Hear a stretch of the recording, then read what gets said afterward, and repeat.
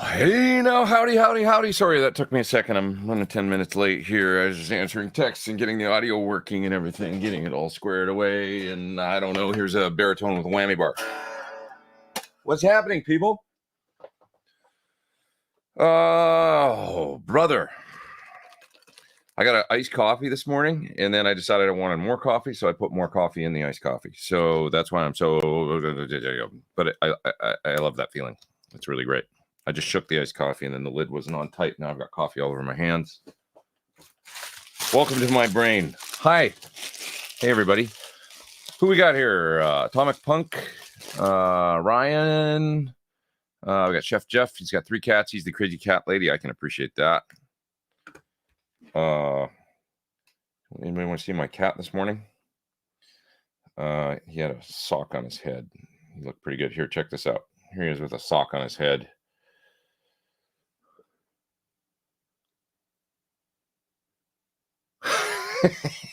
Come on now. That's more entertaining than guitar stuff, right? I got back from the NAMM show yesterday. The NAMM show. It was fun. It was great to see people. Boy, there was a lot of people down there. A lot of people, not a lot of gear. That's what I would say. That's my summary. A lot of people, not a lot of stuff. Not a lot of vendors. But boy, there's still people. It's kind of like we all went down there for a big party. That's what it felt like. So we can talk a little bit about that if anybody's interested in my thoughts on the NAMM adventure. I got coffee all over the place. Sorry. Attenuators. If anybody's interested, I did see a few things. One of the coolest things I saw there, so right straight away, probably the coolest thing I saw, and a lot of people said this was the coolest thing they saw for guitar stuff, was a Benson Echo Rec working drum echo. It doesn't look like the original Benson Echo Rec, but some of the basic aesthetic of it is similar. The kind of brown gold sort of look, and the feature set is similar to the original, but it looked different. It's a little smaller, still quite large, and it's quite expensive. But it's a working drum echo that is basically a new Benson Echo Rec. So that was really, really cool to see, because there's nothing else like that out there. And it was the T-Rex folks, I think, that did it. So that was really interesting, I thought. One of the cooler things I saw there for sure. Who else we got here? We got Royal City Records up in Vancouver, BC. It's raining up there, yes, eh? I love that town, though. I do. Who else we got here? Let's see. Joe's in the house. Joe Hervey. And his new guitar came on. He's got a new guitar. What kind of guitar is it? Which one did you get? He's got a new instrument. Just looking through the chat here, and let's see. Yes, sir says, I had reservations on my PT15 IR when I first got it. Now loving it. It rocks. That's awesome, man. I'm glad you... Oh, and you got an Ocean Turquoise signature model of mine, too. That's fantastic. Thank you for supporting and getting all that gear, and I hope that it serves you for years to come and helps you make great music and achieve all your musical dreams. Appreciate it. David asked a question. He says, is the Thornbucker Plus recommended for a Les Paul, or was it designed more for bolt-on necks? I mean, it'll sound great in a Les Paul. It's just a little bit on the... It's not even overwound. It's 8.7. It's a little... It's not really that much hotter at all or anything like that than the standard Thornbucker, but it's just a little bit hotter, and I just wanted a little more push for guitars of the kind of bolt-on neck 25.5 variety. You know what I mean? I just wanted just a little bit more than I was getting out of the original one. So that's all. And I don't really think you're going to notice that much, like it's not to a detriment anyway. It'll be a little hotter, and you'll get a little bit more push and a little bit more mids and stuff like that out of the Plus model, because it's about an 8. If it depends whether you guys probably know this, but you know how you get the K ohms, whatever, like, which is sort of not even a real accurate representation of the output of the pickup, but it's what everybody uses because it's sort of the only way to measure it. Long story short.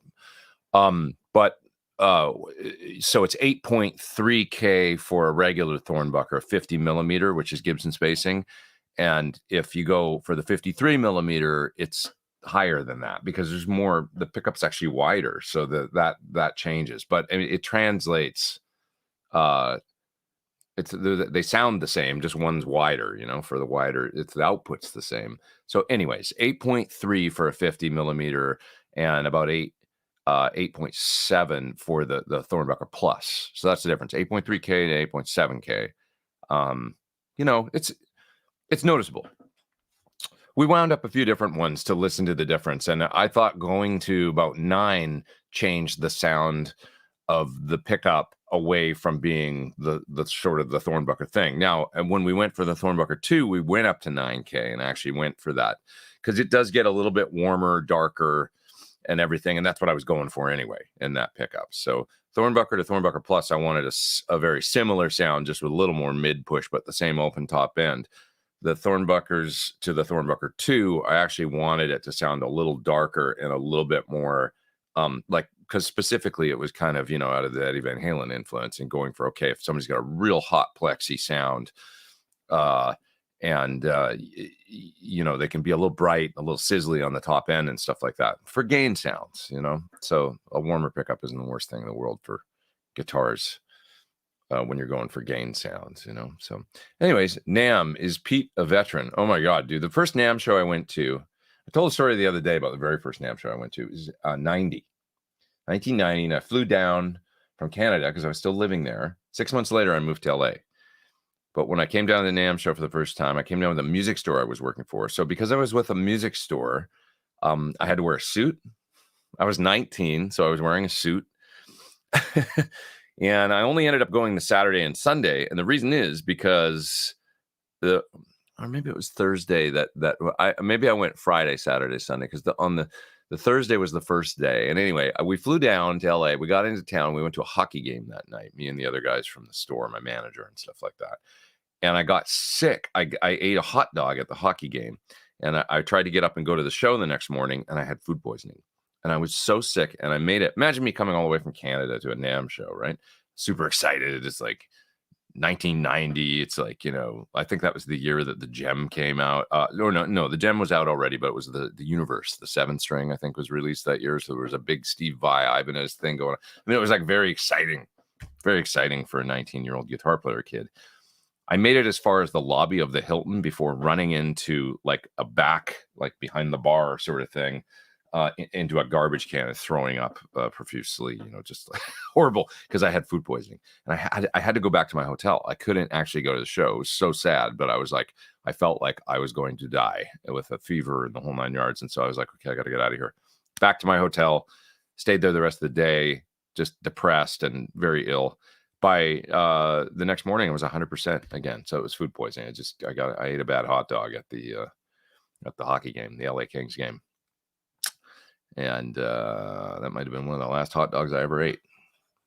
Anyways, that was my first NAMM show. And then I went for the next 3 days wearing a suit, but having a great time. So yeah, you could say I've been to probably over 20 of them over the years. Yeah, good times. Good times. It's always fun. I like it.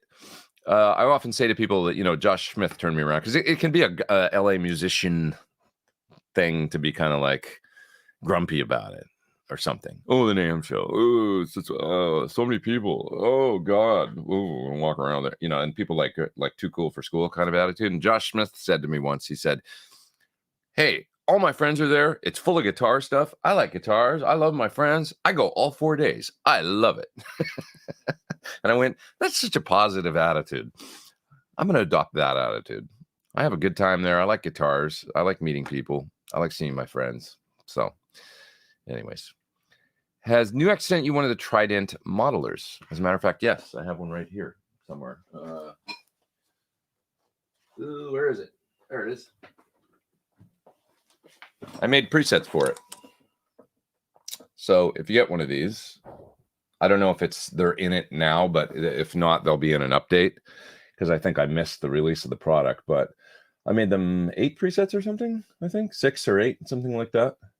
So this is this company makes good stuff from it comes from China, but they're definitely guitar nerds and guitar geeks, and they seem to always be advancing their products and doing cool stuff. So I think it's a good product, and I like it. It's in the lower end of the price spectrum too. So for people looking for some sort of modeling unit or multi-effect guitar thing, then they don't want to spend an arm and a leg. Pretty good, I think. Yep.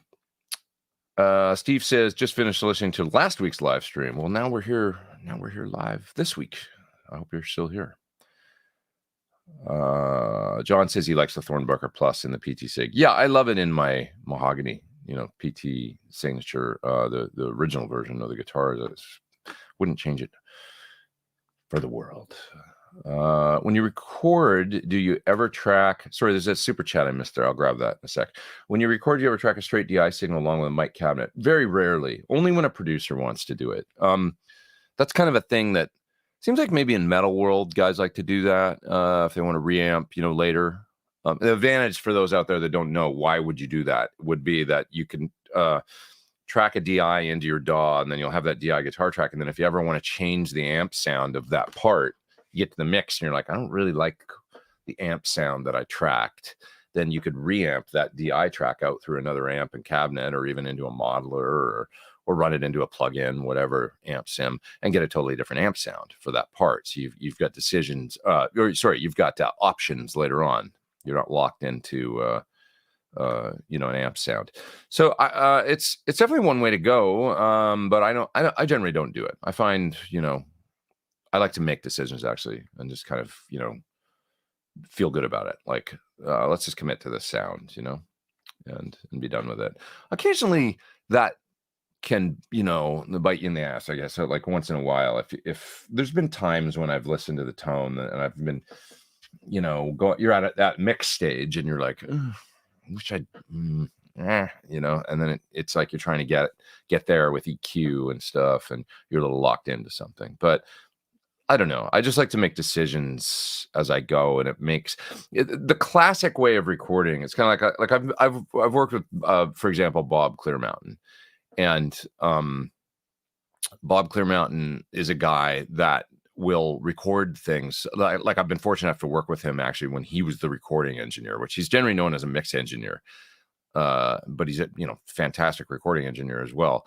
And when he records something, he's that kind of old school where you can just push the faders up to 0 and it sort of sounds mixed, because he recorded it so well that everything's all dialed in and just sounds great. And then there's less work to do with the mix, and I like that. That's the old school, in the, like, going back to the 50s, or something, the way that things were recorded. Yeah, they had to be perfect because you were basically printing stuff live. There was no multi-tracking going on. Everything was going down live to mono, So it was like a recording engineer. You had to be really talented as far as getting balances of microphones and things around the room. Imagine big band recordings of things back then, or, Frank Sinatra or something. Was like, imagine the hell to pay if the recording engineer screwed up and didn't get something just right, because it was a live take coming off the floor kind of, and that's the way they made records. So, with multi-tracking and technology, that we moved further and further away from that now with computers to now we can completely manipulate things and change things in the mix completely and stuff. I'm not sure that's a good thing, I guess is what I'm getting at. It's all a balance, but whatever. If it ends up sounding good in the end.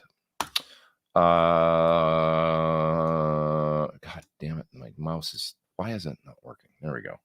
What fat cap value are you using on the SL68? I don't know, actually. You'd have to ask somebody like Sir Friedman. I'm not well-versed enough to know what that cap is, to be honest. Coupling cap at that stage. I'm not 100% sure. I just know it has one. A fatter, somewhere around V2 of the amp, there's a fatter value on the cap that's there. Yeah. Have you ever considered the Philip McKnight look? And why is my mouse not clicking on things? What is going on here? Is there some kind of, it's like when I click it, it lights up your chat and question, but it doesn't. There we go. I think that's better. No is the answer to that question.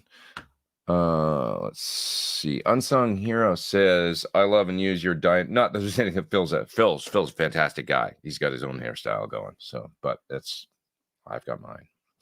I love and use your Dyne IR pack all the time, but I have a need for standard IRs that I can use in an IR loader. Any recommendations? Well, I might just have something for you coming from a different company. It should be out soon. IRs that are you can use with anything, I think.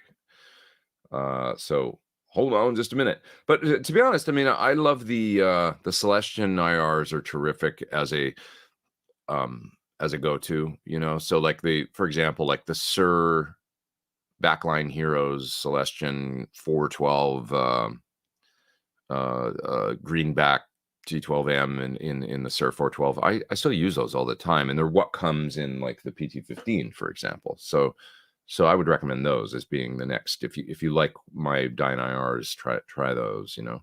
And I think they're really good. I mean, the blend of the 121 and 57 is generally what I use. The high gain blend.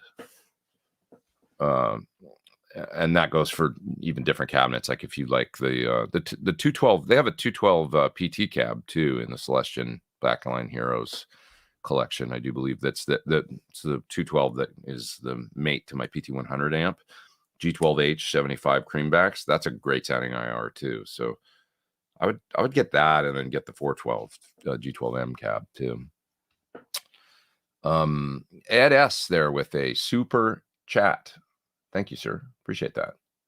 No question or anything. It's just coffee fund money. Thank you. Thank you, my friend. There's Lauren. He says, I know you love the Sir Reactive Load, but what are your thoughts on the Iron Man? It's much closer for my budget. Is it really that different than the Reactive Load? Is it like the small Iron Man? I'm not sure how much that is. I have to take a look here. Iron Man attenuator. No, it was really that much. Are we talking about the Iron Man 2 here? It's about $400. I guess for a 30-watt amp, that mini 30-watt reactive power attenuator. It says guitar amp. I think it's the wrong guitar amp power attenuator. Reactive power attenuator. I mean, if it's like the other one, it's probably pretty good. If it's like the big full-size Iron Man Tone King, I quite liked it, and it's definitely the as far as that type of passive attenuator device that's different than a load reamp. It was my favorite. So go for it, man. I would say I thought it was really quite good. When I volume matched clips between the attenuated and then I brought them back up, they were a little different than the full volume amp, but it still sounded great. Like just a little different, not even appreciably. Is that a word? Appreciably, a little bit different, but not better or worse necessarily. Okay. Yeah, I'd feel good about getting that. Have you always been a decent chill dude? I'm still working on it, to be honest. Thanks, man. I appreciate that. But no, I would say that I'm more chill now than I was 20 years ago or even 15 years ago. I used to be more uptight, and I'm still a little uptight, but I work on it every day and try and not sweat the small stuff more and more and more and more and more, as I get older. Because why? It's ridiculous. Someday we're just gonna, dust in the wind, whatever. You know what I mean? So, yeah. But yeah, I used to be more uptight, that's for sure. And then I tried to chill. I was really uptight as a kid. I wasn't like the happiest kid, I don't think. I think I was like kind of uptight. I have way more fun now, I think. Not that I didn't have fun when I was a kid, but anyways, Michael says, when doing a Van Halen tone chase video, what are we actually hearing after the 412 is mic'd? It comes out in studio monitors. How is it captured by a camera? Well, so just the nitty gritty of the way I do stuff, I record into Logic, digital audio workstation, Logic, Pro Tools, right? It's all the same. You capture the audio in there and then you mix it and then I end up I mix down that audio, right? And then I sync it to the video. So, you know, as I'm sitting here playing, the sound is coming out of my cabinet in the other room, all mic'd up, just like it would be in a studio, and it's coming out of studio monitors, and I've got a camera sitting here recording. The camera is recording the audio in the room. It's picking up what's coming out of my speakers of me recording that sound. And so it's very easy to sync what's getting recorded into Logic later with that camera audio, right? And then you just mute the camera audio. So you're not hearing any camera audio when you hear me playing in my, you know, it's all the live takes of what essentially went into the recorder, like studio style. Does that make sense? Like, I hope that makes sense. But yeah, it's very easy now in video editing programs to go in and sync. If you've got camera audio and everything, it just looks at the audio waveforms of, you know, it can tell like when things are a certain take or a certain whatever, and it locks it all up, and then you can pick what you want to be in the video, if you want it to be camera audio or the mixed down audio. I don't know if I clarified that at all, but it'd be easier to just show you in practice. But just rest assured, what you're hearing is not camera audio or what's in the room coming out of studio monitors. It's what went into the recorder, you know, studio style, right? And got mixed down. So I hope that makes sense. Yeah. Lauren went to NAMM, and he says, this is my first NAMM as an attendee, and he liked the freedom of not working. Yeah, it's nice to be able to walk around and just hang. Best NAMM memory. Well, the best memory is meeting people. So I saw a lot of people there. You know, that you always see somebody you haven't seen for 10 years or 15 years, or in some cases 20 years, because as you get older. But and you see friends that you don't see the rest of the year. And so it's all about people for me. And my friend Leo Scala makes beautiful guitars. You know, he said there's some things that you just can't do over email or Zoom, you know, and I think that's right. It's just some things that you got to do face to face. So I really hope we can talk a little bit about this today if you want. Like, I don't want that show to go away. I think it's in danger of not surviving if it continues on the path, because manufacturers are, you know, it was pandemic. It didn't happen during the pandemic. Gear sales went way up because everybody was home. So everybody bought ukuleles and guitars and pedals and things to mess around with stuff while they were home and bored. And then once that ended, and the economy has had a rough patch and stuff like that, then things tanked a little more. And so now there's dual reasons to not go to the show. One of them was gear sales were up in a year where there was no show. So that was the first, like, what do we need to go to NAMM if gear sales are going to go up and we can just do it virtually or online or whatever. And then the second thing that happened was the economy being rough. And now it's like, well, it costs so much money to go. It's so expensive. We don't want to go for that reason. So there was sort of a double reason, I think, for big companies like Fender and Gibson and everybody to Roland, you know, to not go. So now it's like, well, why should we go? So not that I want to get into this right now. I'll catch a couple super chats there and stuff, but we can talk about it. I think it's an interesting discussion. And I think the discussion traditionally, I mean, they charge a lot of money for those booths at that show for companies to go. And they've got to make it enticing for those companies to go, because I just laid out the reasons why they don't want to. So, or why they won't. And those are the basic. I mean, there's other reasons too, but that's the core of it. It's really expensive. They seem to be able to do everything anyway online, that, you know, with releasing new products and stuff, and get the word out. If you don't need new dealers for your stuff, why go? Because you're supposed to go there and liaison with dealers as a manufacturer, liaison with dealers and stuff, and you know, show them your new products and then sell them stuff at the show so they order stuff for the year. That's the whole point of going. But it's hundreds of thousands of dollars many times for those companies to go and exhibit there. The cost of the booth, the cost of the airfare, the accommodation. It's a very, very expensive proposition. So it has to make sense for them to want to go. So I think there needs to be a discussion about, you know, between the NAMM folks about cutting costs, about, you know, making it more appealing for those companies to go. Make it like, what would it take for you guys to go? Should be that, like, if Fender's not going to go, well, why not? And why, like, what could we do to make you guys want to go? Like, what would you have to get out of it? That should be the discussion coming from the NAMM folks, so that their business model stays viable. And you know what I mean? I think they were riding on a model for a long time, you know, maybe since the inception of the show, and it just kept growing and growing and growing and growing. And now the model, you know,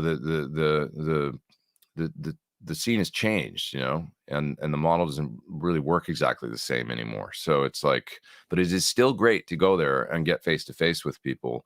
And the companies that do go and they show up, maybe they've scaled back their booth a little bit, whatever, but they're like, hey, we're having a good time here. Like, it's a great show for us, you know? So that was the vibe that I got from a lot of the folks that went. So it's an interesting discussion, I think. I'm selfish about it. I like to go because I like seeing my friends and I like guitar stuff, like I said. So it's fun. It's fun for me. It's still fun for me, you know. Yeah. There's a couple super chats I will grab there as I move down through the chat here. But Guitar Ninja 212 here is asking, downsize my rig, running 2 Friedman 112s with creambacks to stereo. I've been getting an annoying hum lately. Well, you're running in stereo, so you're using 2 amps, so you must have a ground loop. It was my first guess. So when you went to stereo, is that when you got the hum? Or was it something else happened? But my guess is you've got 2 amplifiers. When you go to 2 amplifiers out of whatever you're splitting with, you're running in stereo, so you must have an effect that's, you know, maybe split stereo delay or chorus or something, or maybe it's a model or whatever it is. When you go out to the 2 amplifiers, they're both connected to ground, and you get a ground loop because you got a couple paths to ground there. So what you need to do is cut the path to ground going to one of the amps. So the easiest way to do that is an isolation transformer on the input going to one of those amplifiers. There's a Palmer isolation transformer that's $99 you can get to do that. There's a Samson one that's much cheaper, maybe $35. Search for Palmer 1/4 inch isolation transformer. You'll see it. It's a little box that, you know, quarter to quarter, and you can turn on a switch that cuts that ground loop. If you have something like a radial ABY, on the B output, they have a ISO switch. That's essentially what that is. That cuts the path to ground essentially and isolates that output. And so you could run that in line to the second amp too. Just use the B output out of it and push that button in, and you'll break that ground loop. Quick and easy fix: 3-to-2 converter on the plug. Much cheaper as well. Not as safe, but 3-to-2 converter going to, on the power plug going to that second amplifier will also break that connection, that ground loop. But that's my guess is what you got going there. The clue was in stereo. You said, so it's generally when you get buzz.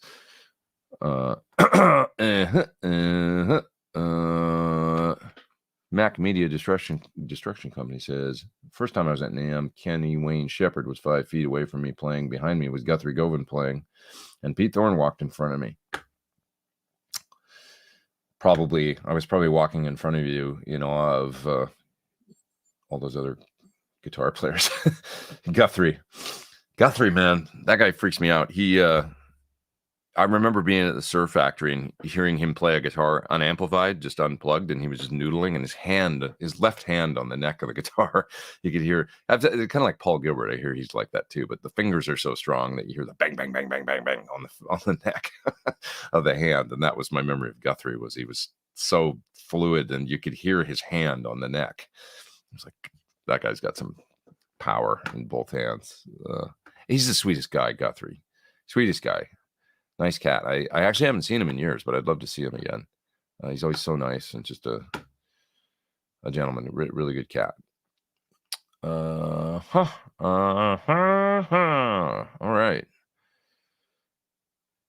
Here's a question from Glenn. I have a Fender 250 watt amp at 4 ohms. Okay, so it's probably a solid state amp, I guess. Like a Celestion Copperback 250 watt 8 ohm speaker. Is it okay to match them? I assume it's a Fender 250 watt solid state amp, so you're just going to get a little, yeah, it's okay if it's solid state. You can plug into that 250 watt speaker. You're actually going to get less power.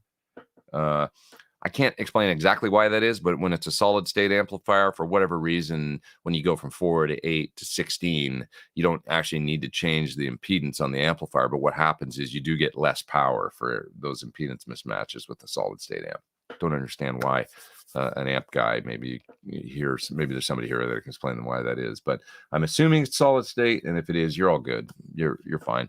It's pretty rare that we run these amps at their, it's 250 watts at 4 ohms. It's like, how often are you really turning it up? And I think you're okay, is my point. So is it a bass rig?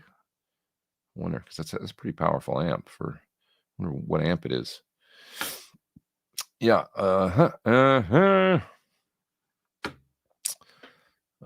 Let's see.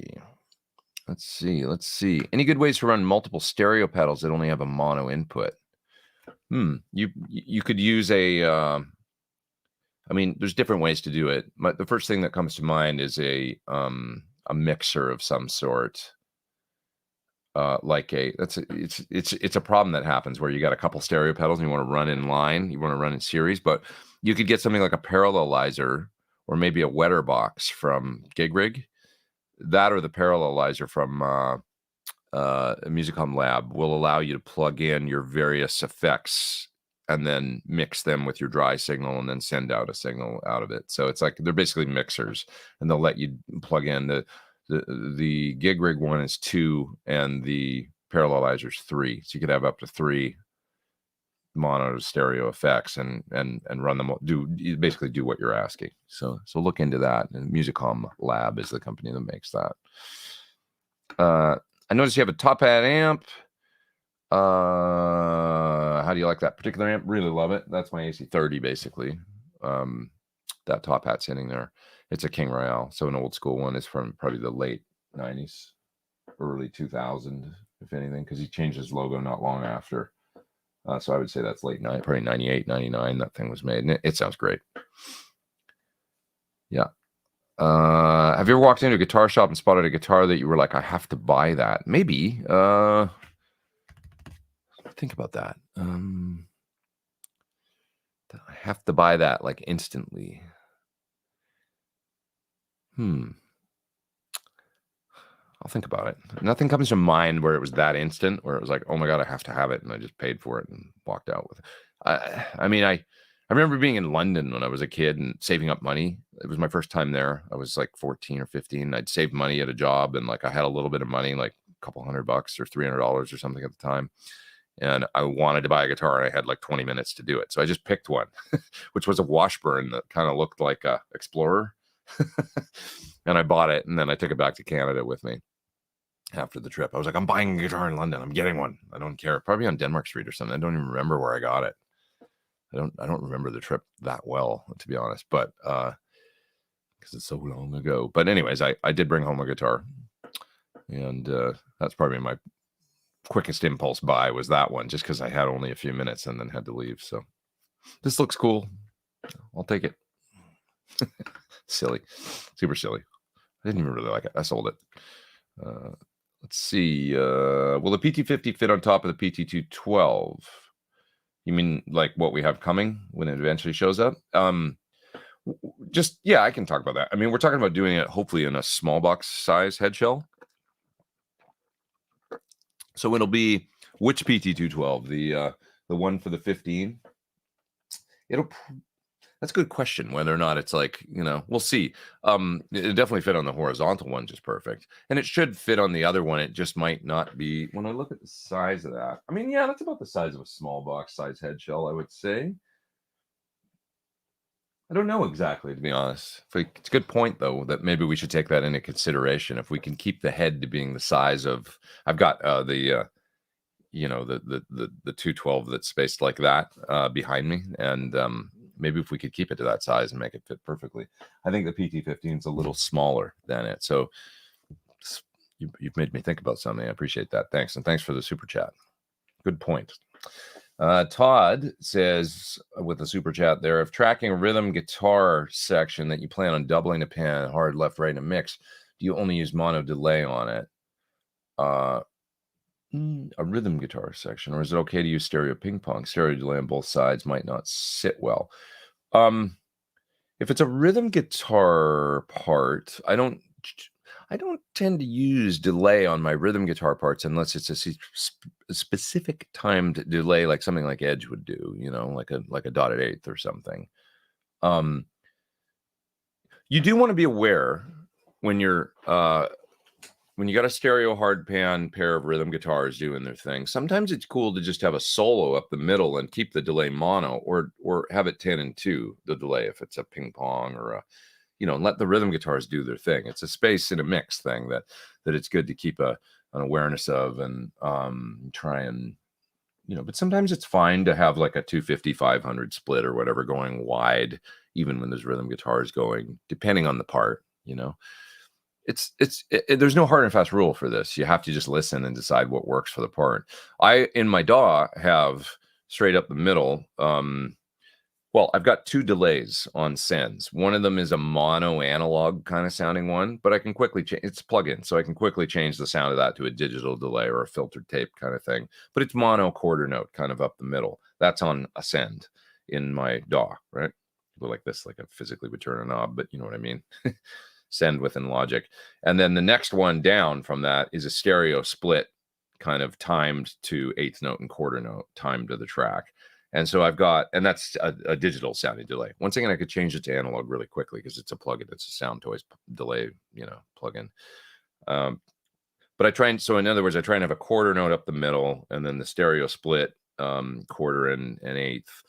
And then I can change the times if I want and mess with it. But then I've just got 2 I can quickly go to and try. So depending on the song, sometimes I'll pull up one and go, that was not working. Then I'll pull up maybe the mono analog sounding one and go, that's perfect, right up the middle. So just options. It just depends on the song and the parts you're playing and stuff. Justin says, love your channel, Pete. I appreciate that. Thank you for being here. Thank you. Thank you. Thank you. Thank you. Thank you. You mentioned your XL8 has a snip bright cap. I got to try an SL67, didn't find it incredibly bright. What's the main reason you don't have the bright cap? You know, I do now actually have the bright cap in my 67. And I have a switchable. It's all on a switch, so I can go between off 100 PF and 4700, the big cap value that most plexis and early 70s Marshalls had. And I tend to use it on these days. So if you try an XL67, it's not that it has a snipped bright cap. The SLs generally don't ship with a bright cap. So, you know, a lot of people would take them out of their Marshalls or out of JCM 800s. They don't like them. Makes the amp more usable across the whole range of the volume 1 pot for sure. But some people would argue that it loses the quintessential Marshall when the amp is on 6 or 7. It makes it more of a one-trick pony having the bright cap, but it's a great trick. So now I like having the 3-way switch. Depending on what I'm doing, I can switch it around, you know. That's a mod that I had done. So that works for me the best, because then I can have it all. The Piano Cube guy says, from your experience, which neural DSP plugin do you think is the best crank plexi? You know what? I haven't messed with them lately enough, to be honest. So I don't know that. Like the ones I've tried are more extreme. So like the Gojira one, I love for metal stuff. It's incredible. I haven't tried the Petrucci. There's a few that have come out that I haven't really tried. The Corey Wong was the last one that I really tried, which is great, like especially for clean stuff, and really good. And the Soldano I did a video on a little while ago. That's terrific for it.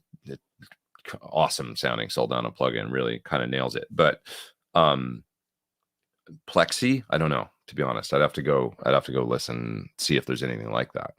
I don't know that they have one that's actually like straight up old plexi. They might by now. I'd have to go look.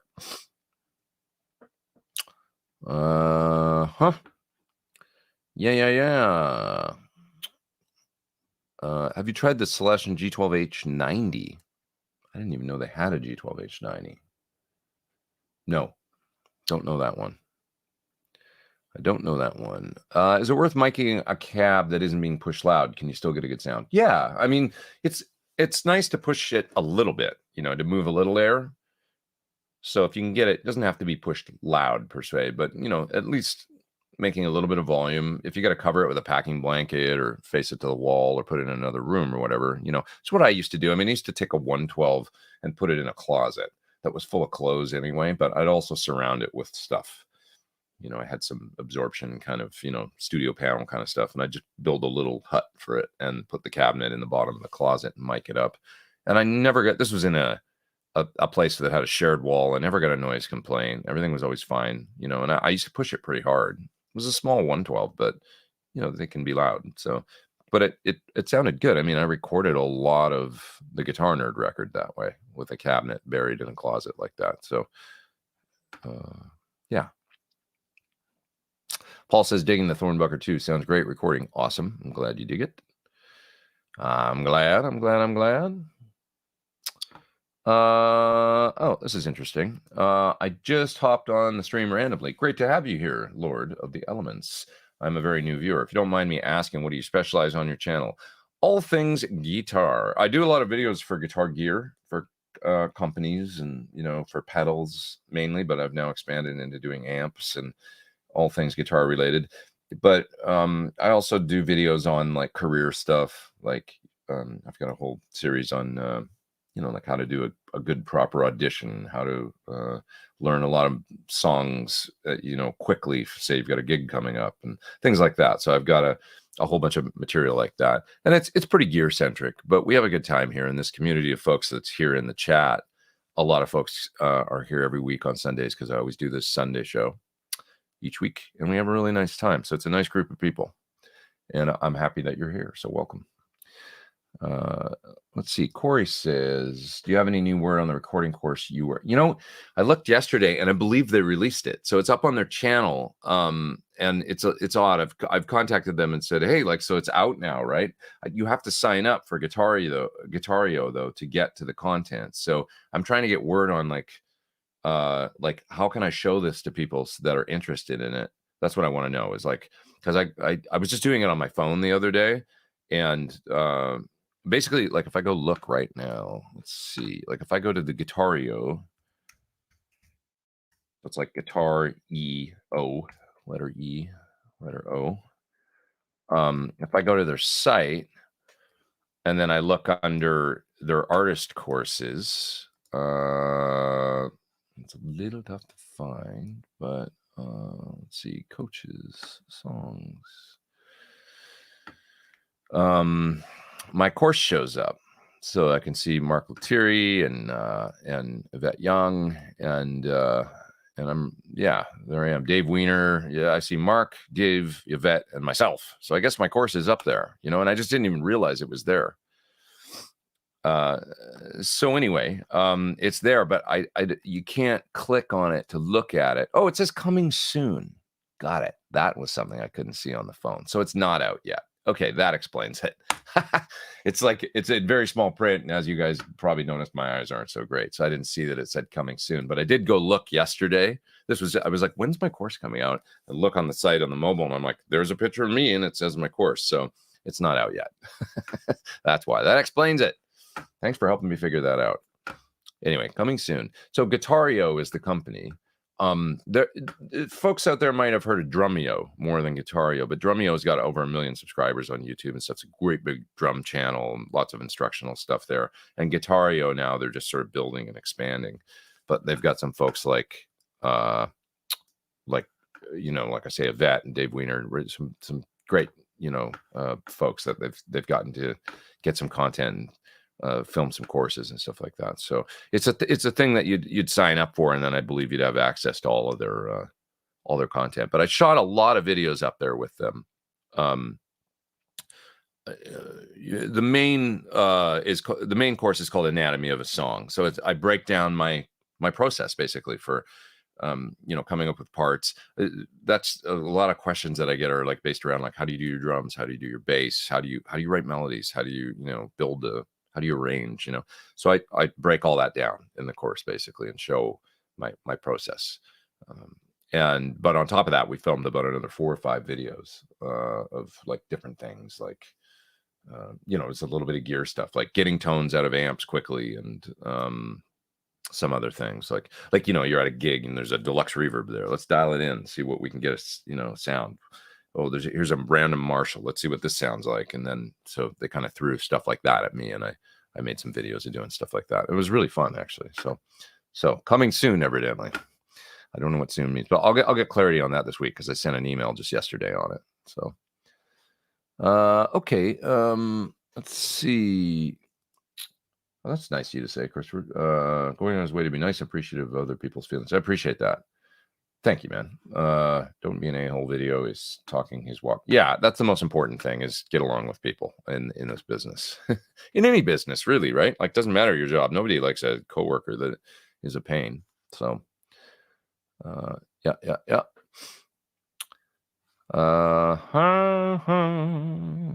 Let's see. What else we got here? Thoughts on the Fender Tone Master series built-in attenuation feature and amp.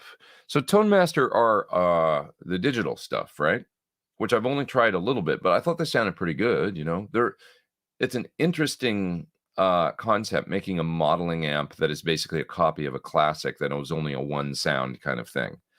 I thought it was bold, but I thought it was kind of smart because it's like they're less expensive. They look like the real deal, and the look is important to a lot of people. You know, I want it to look like a deluxe reverb. I don't want it to look like whatever brand of modeling amp, right? And so it's kind of cool because from a distance, it just looks like a deluxe or a super reverb or whatever. But instead of weighing like, 55 pounds, they weigh like, 28 pounds. So it's kind of a neat idea. I don't own one, but neat idea. Music Life with Arthur Gonzalez says, I met you at NAMM, but you were seriously getting mobbed 2016. I love going there and meeting people, man. Like it blows me away to go and I enjoy it. Like, for instance, when I do Classic Rock Show, I really enjoy doing the meet and greet because I love meeting people that are excited about music. And it does get a little overwhelming after a couple days where you're like, people are so nice. I mean, they're like, just telling you they like your videos or they like bought a pedal because you sold them on it and they're really happy with it, or they've got your guitar, different things like that. And how could you not like that? I mean, it's so sweet. It's just everybody has their like, you know what I mean? Like where you're like, I got to just get a little bit of alone time for a minute because you get a little overwhelmed and you can't, my brain starts to short circuit after a while and I can't think anymore. Like I start to realize like I'm not like, maybe I'm not like when I talk, I'm not speaking clearly or something, or I'm, I literally like go through a thing where I just hit an overload point and then I just got to take myself out of it. So that overload point for me was Saturday morning at NAMM this year. I was going to go back to the show because I'd been there Thursday afternoon, Friday all day.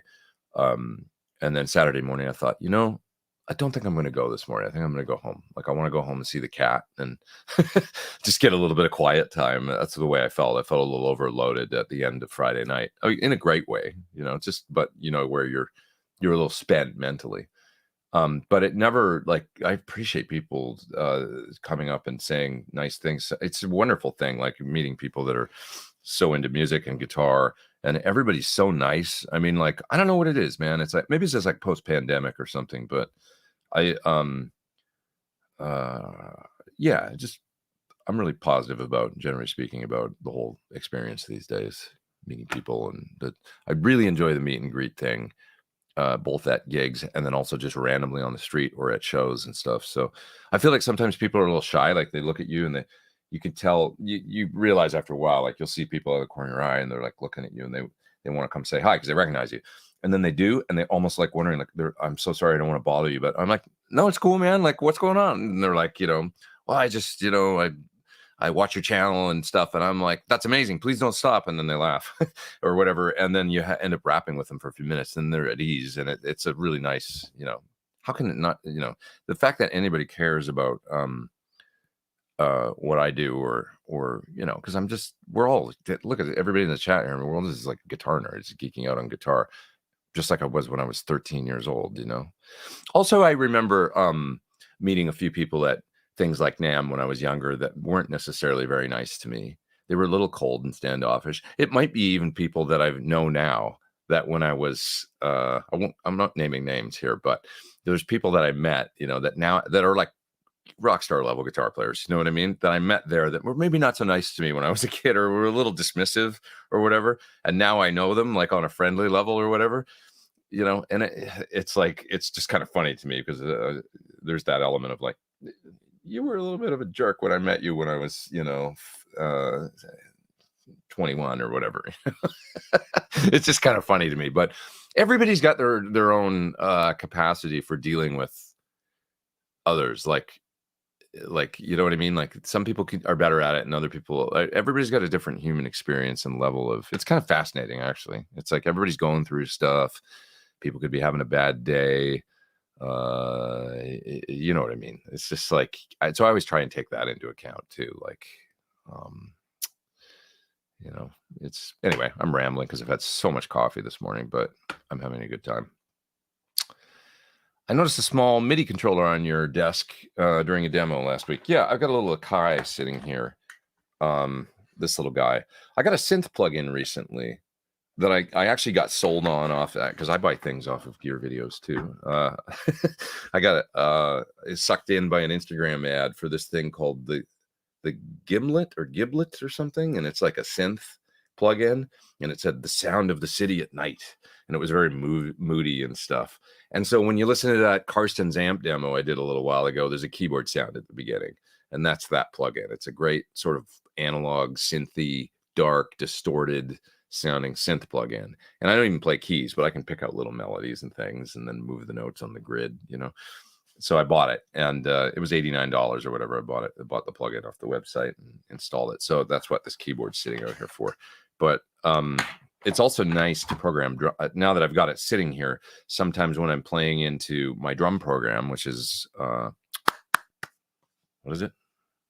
What drums do I use, guys? Superior Drummer 3. Thank you, from TuneTrack. Sometimes when I'm playing a beat into the tap to find feature, which is how I find drum grooves to go in my songs, it's nice to have the keyboard as opposed to doing it on the mouse. So I was like, oh yeah, this is so much easier with the because it's split across all the keys, the kick and snare and stuff, and it's more responsive than the mouse by far. It's not Bluetooth, it's YouTube, it's YouTube. It's USB. That's what I was trying to say. That was the sound of my brain short-circuiting. Okay. Ben Lex says, exactly. Well, this is good. I'm behind in the chat. Sorry. Huge expense with little payoff. Speaking about NAMM, NAMM needs to get a better program to pull people in.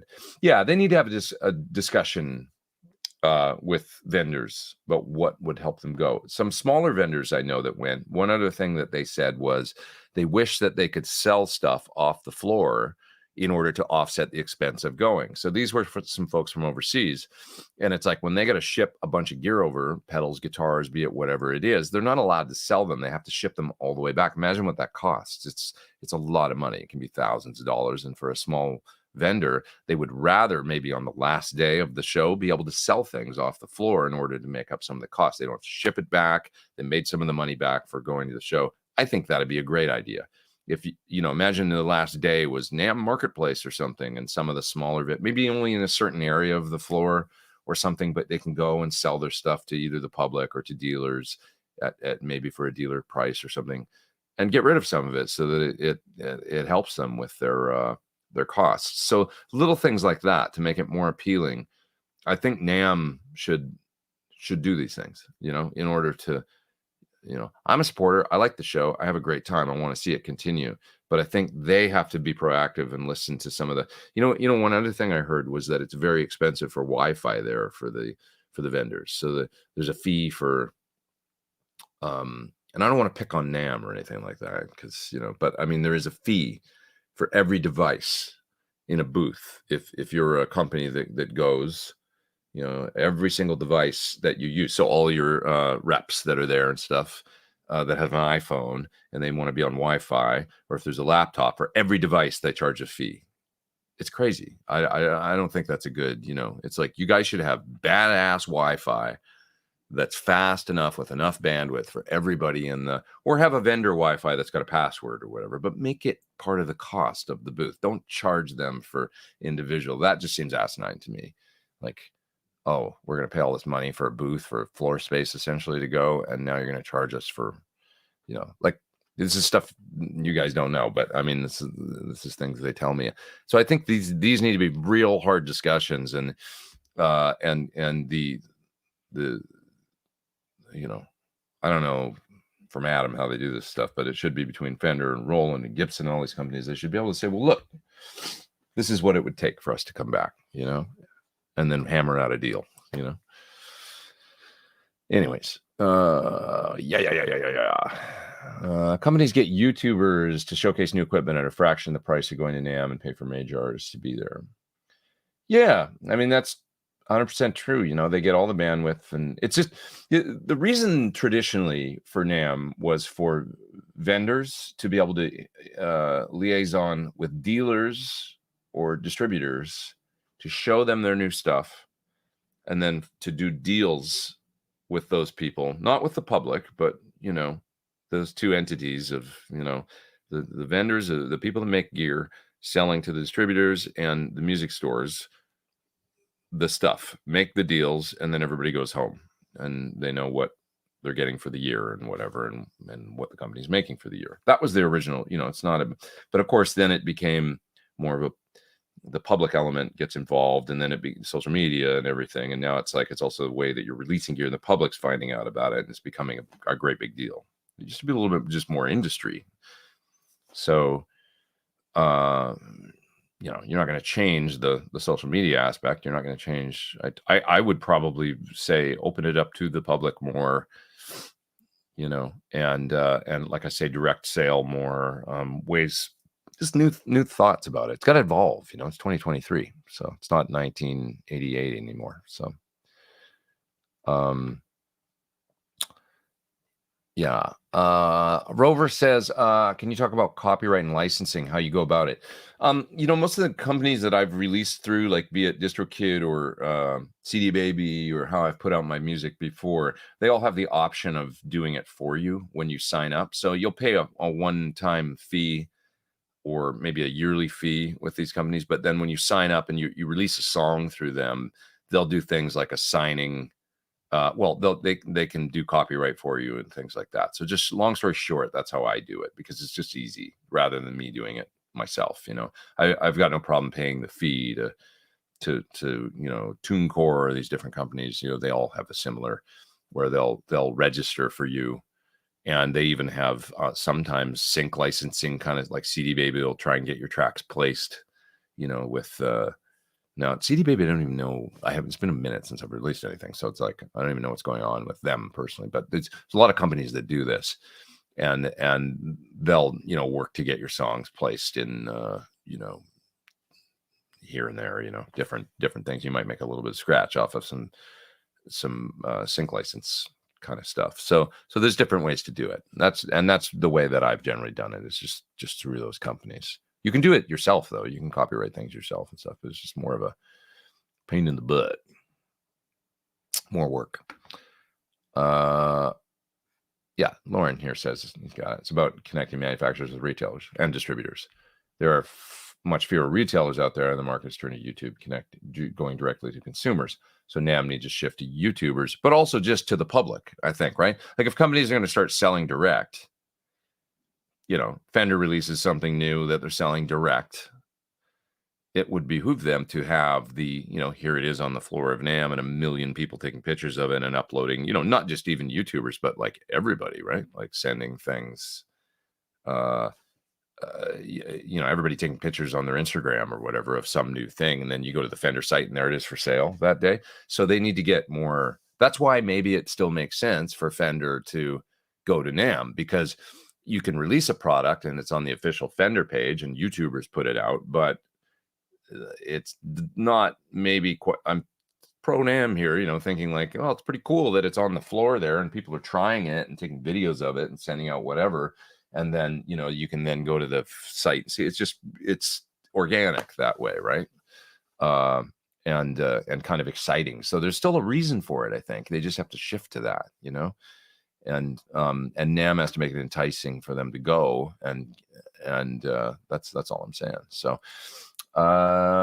this is that question from Glenn again. Thanks, Glenn, for the super chat. But yeah, I'm pretty far behind here, aren't I? But I appreciate the super chat for that. And yes, I think you're safe to do that, because I'm pretty sure you can confirm in the chat if you want, but I'm pretty sure that's a solid state amp you got there, and you'll be fine. I would have loved meeting Tomo at NAMM. I saw Tomo the other day. I love Tomo. He's a great cat, and he was walking around there, and it's really good to see him. And there was a little UA party, and it was really cool. Somebody else said the other day, to me while I was at the show that they think that, you know, Anaheim Convention Center is probably quite expensive to hold that event at for NAMM and for, you know, and it's a big convention center. At this point, the show is much smaller than the convention center. So, because there's less vendors. So what if they were to move it to Vegas? Their point was, this person that was saying this was that there's then, you know, endless venues and gigs and party opportunity kind of, because part of it is people want to go for the, if we're going to go, we want to hang and have the party and have the fun and everything. There's a lot of venues there, and there's that whole vibe of going to Vegas for, it's a, you know, there's a lot of conventions held there, right? I mean, CES there forever, and might be less expensive too. I don't know. I thought it was kind of a cool idea. I don't particularly love Vegas, you know, but I could see how for that convention it might be neat, you know, and a change of pace, and yeah. Anyways, what do I think of the Friedman twin sister 40-watt combo? I haven't particularly tried that like in particular the combo, but I know the amp, and it's you basically got two identical channels of a Dirty Shirley that you can configure any way that you want, and I think that that's really cool, you know, because I think it's a good sounding amplifier. I did do a video on the little sister, the small version, so it basically sounds like that, you know. That's like a smaller version of it, and they're a good sounding amp, you know, for classic rock cleans. It's a sleeper for clean. It's a nice amp for clean. Turning the master way up and running the gain low, and you know, you've got that gain structure switch. You can get some beautiful clean sounds out of that amp with the, because it's a 6L6 amp. Fire Marshal Bill says, "Hey, Wetterbox, yeah, it's from the Gig Rig. It's a parallel mixer for effects, is what it is. So look at the gigrig.com and you'll see the Wetterbox." Yeah. All right. What else we got here? Have you heard of this open source neural amp modeler? I have. Yeah, I haven't tried it yet. Do I believe VST loader hardware will be the future? Geez, I don't know. That's above my pay grade. I still like guitar amps. I've been working on something lately that I can't talk about. I can't tell you what it is yet, but it'll be out pretty soon, and it's exceedingly cool and exciting. But to work on it, we've been playing loud through a lot of amplifiers, and it's so great. It's so much fun. It's just so undeniably cool. Like, you know, like the when you got a great tone and multiple amps going at the same time, and it's loud, but it's not, doesn't hurt. It's like so wonderful, and that's my favorite way to play guitar. So I'm still in that world. I don't know about the VST loader world so much, but having said that, of course, I use plugins and modelers and everything, but it's been fun to just rock tube amps too. Can't wait till this thing. It's exciting. It's coming soon, in about a month. All right. Let's see. Just showing support with the superest of chats. Thank you, my friend. We got 414 people online, including Music Life with Arthur Gonzalez. I had problems saying that. I'm sorry. And I appreciate your super chat, Arthur. Thank you. And great to have you all here. Okay. What else we got here? You guys are talking about how to amp shelves and stuff, and how to keep your amps from falling over. Man, I've had this thing that was custom made for me. I've had this for over 10 years now. I had them done in 2012. These shelves, I love them. Still nice having them. My amp furniture. Yeah. Do those isolation transformers cause a 180-degree phase shift in the signal? No. I'm wondering if phasing problems could result if using them in one channel with stereo rig. No, they don't. And generally speaking, something like, say, a radial twin bones AB that has an ISO transformer in the B output will also have a phase switch. So if you did have that, you could flip that. But no, they don't. ISO transformers don't generally cause don't flip phase or anything like that when you use them. They just isolate from ground. Yeah. Yep. When do you think it's good to use pre-delay with reverbs? Pre-delay with reverb can be anything from just trying to get a little bit of a separation for your dry tone so that you've got more clarity, to a rhythmic effect. A pre-delay can be, on a snare drum, like You know what I mean? Where you actually hear it in time with where the reverb is timed to maybe like a 16th or an 8th note after the initial hit, and then it becomes an effect, distinct from the hit, right? But yeah, pre-delay on guitar sounds can be nice when you just feel like if you feel like the tone is getting, like, the reverb's about where you want it to be, but your dry sound's washed out. Try adding 40 milliseconds or 80 milliseconds of pre-delay and see if it then gives you enough definition in the dry sound. It just separates the reverb from the initial attack a little more, so that your part might sound a little more clear. So that's the best I can describe it. So that's when. Sometimes I don't like any at all, especially with the short room. It'd be unnatural. You know, if you've got a small room reverb, like a 0.5 or a 0.7 or whatever, you know, of a second of decay time, you wouldn't have 80 milliseconds of pre-delay. It just wouldn't, you know, it's almost like the reverb comes very fast, because just imagine yourself being in a small room, you know. But when you're in an arena, you get that effect off the back wall of the reverb where you play and then you hear the reverb come back, and that's kind of like there's natural pre-delay built in. So you kind of have to think about it. Yeah, but you could use pre-delay on a short delay time if it sounds cool. There are no hard and fast rules. It just won't sound like a natural reverb, but it might sound really cool. Yeah. I heard a Line 6 cab with 2 vintage series and 2 Celeste and G12H90 loaded.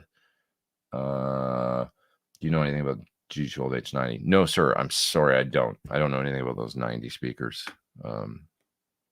Show us your single cuts in the room with you, says Leonard. Super chat. Well, sir, what I have in here right now for single cuts, I guess my nags here, as well as this is a nag Steve Stevens. That's a fun guitar. This is basically my Hot Rod Les Paul. So it's a really cool sparkle red, you know. And I played this one a lot on tour with Tyoshi Nagabuchi, like in 2015, in 2018. Used it as, it's my Hot Rod Les Paul with JB almost strength pickups. They're bare knuckles, but they're hot Alnico. My other one is back here in the corner, and to be honest, it's just kind of a pain in the butt to get to right now, so I'm not going to do it. But that's my Gil Yaren that you've seen in a lot of videos. I'll just grab this just to hold on to right now. I still love this color, garnet red. Oh my God, I love it. Everybody's got to have a red guitar. I guess the last two I just showed were red, right? Yeah, it's wonderful. All right, what else we got here? Let's see. Thank you for the super chat as well, Leonard.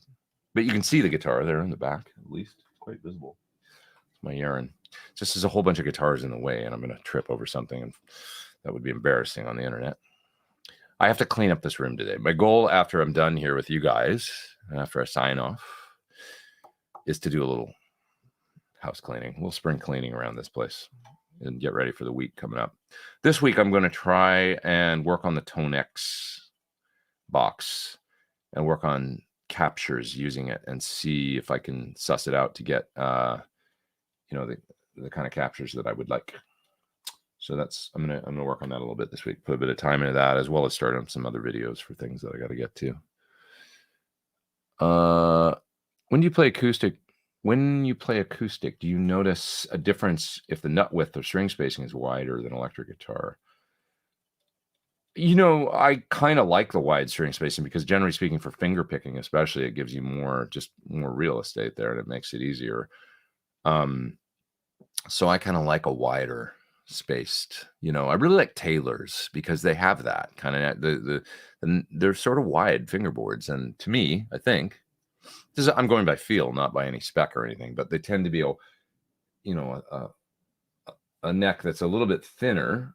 That feels a little more electric guitar like, and then the nut being quite wide, and there's just, I can get around on them, and I really like that about Taylor. Like, so that works well for me, but definitely easier to finger pick on if the spacing's a little wider, right? Not that I do a ton of that, but maybe that's why I like the wider spacing, because I'm a bit of a klutz with it. I'm not like, don't have super clean technique with it, so it's like it's just easier when you got more space there. Yep. Yeah.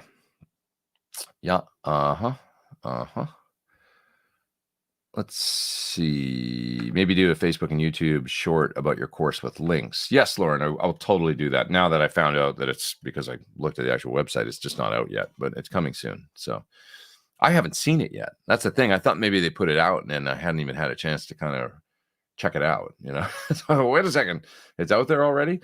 But yeah,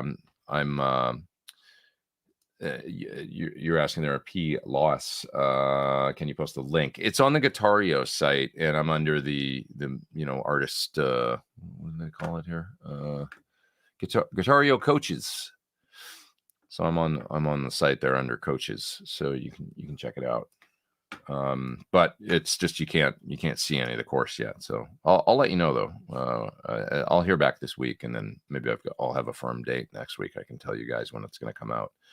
I think it'll be good. I mean, they do a great job, and it was, we went into a pro studio and shot it and did it with really. It should be a pretty cool course. I think it'll be something that I'm proud of. I got a really good feel from those folks, and they know what they're doing from doing years of Drumeo and stuff. So I'm excited to see when it comes out and whatnot. What you guys think? Amun says, love you and your playing, Pete. Expressive and inspiring. Thanks, man. I still love this stuff. Still love playing guitar. I do. I love it. Thank you for saying. Anza says, with a super chat there, no question, just thanks for escape from life for a couple hours. Hey, man, me too. Thank you. It is an escape. I appreciate being here with you guys. Seriously thinking about PT50 when it comes out. Thank you. Yeah, I'm so looking forward to it. John and I talk about it all the time. And he's, moving forward with it. Once again, my goal with it is to give you all the flexibility of a multi-channel thing, but I want the great plexi thing in there too. Like the mid-gain thing always seems to be the, folks with high gain amps or an amp that's channel switching. Like I want it to be. So it might not be a thing where you can get the true plexi. Part of a sound of a plexi is being able to nail the phase inverter and the power section to some degree and stuff. So master volumes don't really jive with that. So, but what I want to be able to do is be able to basically get the sound of like an SL67 out of it. Like I say, that might not translate to like a channel switching, like where you can channel switch 3 channels and have that you'll be able to get a variation of that sound for sure. But obviously I'll have to incorporate the master to some point.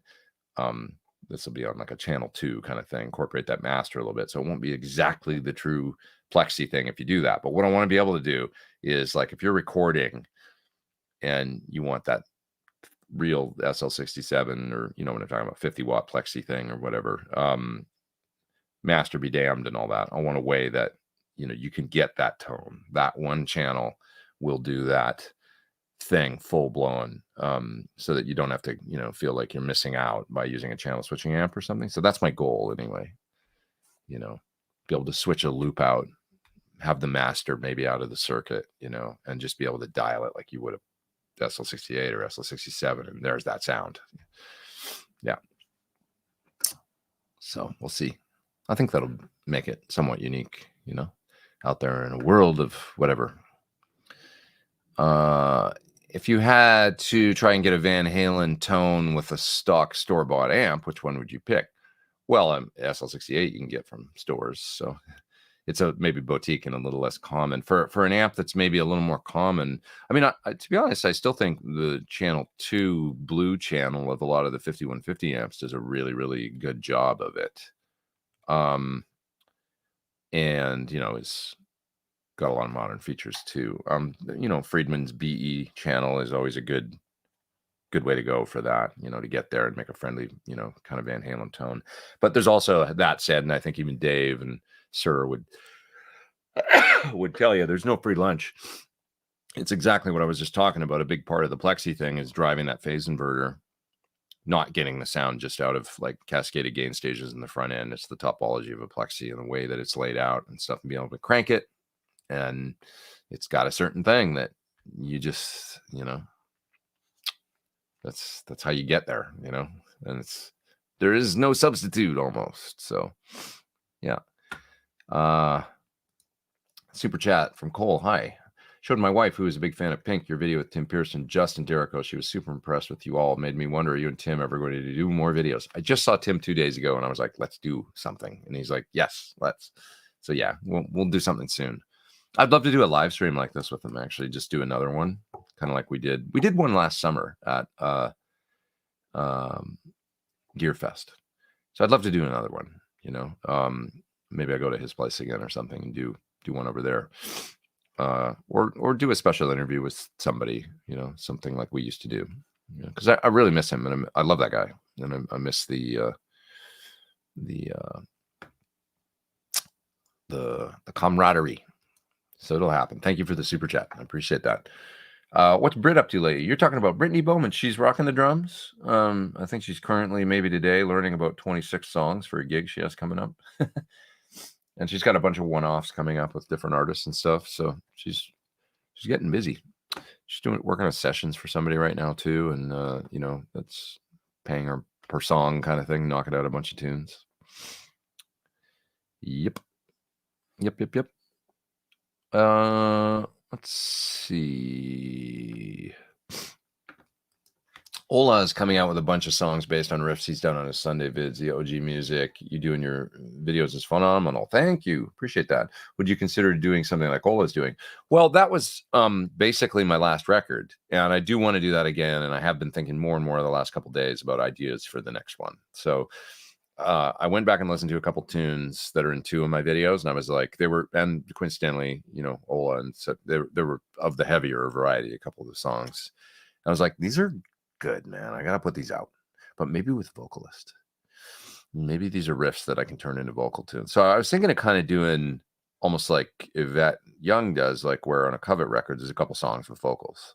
So why don't I collaborate with a couple vocalists and do that, and then the rest can be instrumental, you know?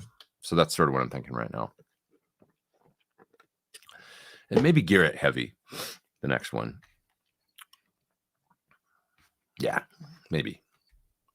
I keep going back and forth, but that's what I'm thinking. Shut up and play, says this guy. Well, we don't really do that here so much. I do. I play. But because you didn't say it very nice, I'm not going to. Let's see. Ben Coombe says, don't forget to hit the like, folks. On that note, please do. Please hit the like. We got 432 people online. In all seriousness there, Billy, I answer a lot of questions about gear here and other stuff. So folks kind of write in and ask about things that, you know what I mean, are related to their rigs and stuff like that. And that's kind of what the show is all about. So it's not as much. It's just evolved into that. It's more interviews or me talking week after week, you know, about speakers and pickups and talking about stuff like this. So chat is the best. Have you tried the Fryat Power Load IR? No, but it's the same load that's in the power station. So I know what the load sounds like, which is good. Really good load. And I'm sure I don't know what IRs he chooses, though. I'm not sure which impulse responses are in there. I saw Stevie the other day, actually, at the show and talked with him about high watts for a little bit. We geeked out on that. But anyway, I'm sure it's a good product. You know, the load I can definitely say is really good, and I'm sure he wouldn't pick some bad sounding speakers IRs. I'm sure they're really good. I'm sure you can load your in and, you know, your own in too. That's what I was trying to say. Yeah. Okay. Never met you, and you seem like a nice guy. Hey, thanks. I appreciate that, Sam. Sam up in Canada. I'm Canadian as well, so you know how it is. Everybody always jokes about us that we're nice. I appreciate your super chat, and yeah, I try and be nice. Phil X is one of the funniest people to meet at NAMM if he's there. He really is. He's a riot. He's on fire all the time. You know, he's got a lot of energy. I haven't seen Phil in a long time. I'd like to see him one of these days. Anybody see his clips he put up with jamming with Sammy Hagar and Mike Anthony and stuff? He sounded so good. It was really, really great. It was like at a charity event recently. Yeah. Okay. Anything you do to pass the time on tour? A lot of musicians say the downtime on tour is tough. I walk, man. I get out and I go to you know, I walk around towns, I go shopping, I eat whatever's local and try and experience it and just get out and try and have a good day. You know, I don't know how else to describe it, but I really love just getting out and seeing a town. You know, I can wear shoes out on the road, man. Like, especially in cities like Tokyo, where it's like, God, it's like so much fun to just walk around. You don't have to do any, you don't have to have a destination or anything in particular. You know, Paris is like that too. Great cities, you know, where you can just get out and walk and just have a great time looking around and finding things by not having an agenda. I don't really like having an agenda when I'm traveling. Like, today we're going to go to this museum, and then later we're going to go to see this, and we have to go see this. I've never really been about that. I really love the hunt of just, let's go. And I go walk, and I get out, and I start walking, and I go down alleys and like weird. And like I say, like Tokyo's the best city in the world for that, because you're going to find the coolest stuff by just exploring. But it is tough. There's only so much of that you can do, and so invariably, you know, after a certain amount of time, you can tend to get homesick and stuff. So you know, reading or you know, going to see a movie is really grounding. Like go see a movie wherever you are in the world. Like in Tokyo, it's easy to find movies in English, for instance. So it's great to go see a movie and get some popcorn and a drink or something, and go, you know. Or sometimes another way to like in a place like that is go to an Outback Steakhouse. Like you're in Tokyo and you've had enough sushi, even though I love it, you know, so much. You can only eat so much of it. And tonight I'm going to Outback, and you'll go get one of the most amazing Outback steaks you've ever had, because it's Tokyo and everything's perfect. So generally speaking, they do everything on a high level there, you know. So do something that makes you feel like you're at home, I guess, you know. Ed there with the super chat. I'd like to use a Line 6 Helix Fryette LX2 and 212 cab. What's an LX2? I don't actually know what that is. I need to look it up here because you're asking a specific question about it. So Fryette LX2. What is it?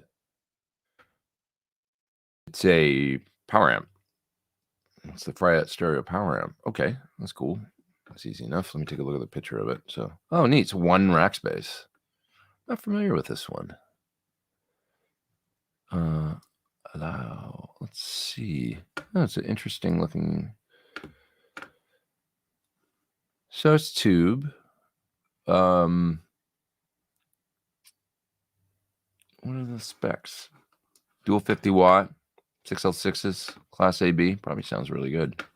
Not many of them out there, so it's probably one of the only ones out there. Okay, you can set the LX2 for either full range, so it's meant to be used with cab sims, and you know, that's interesting.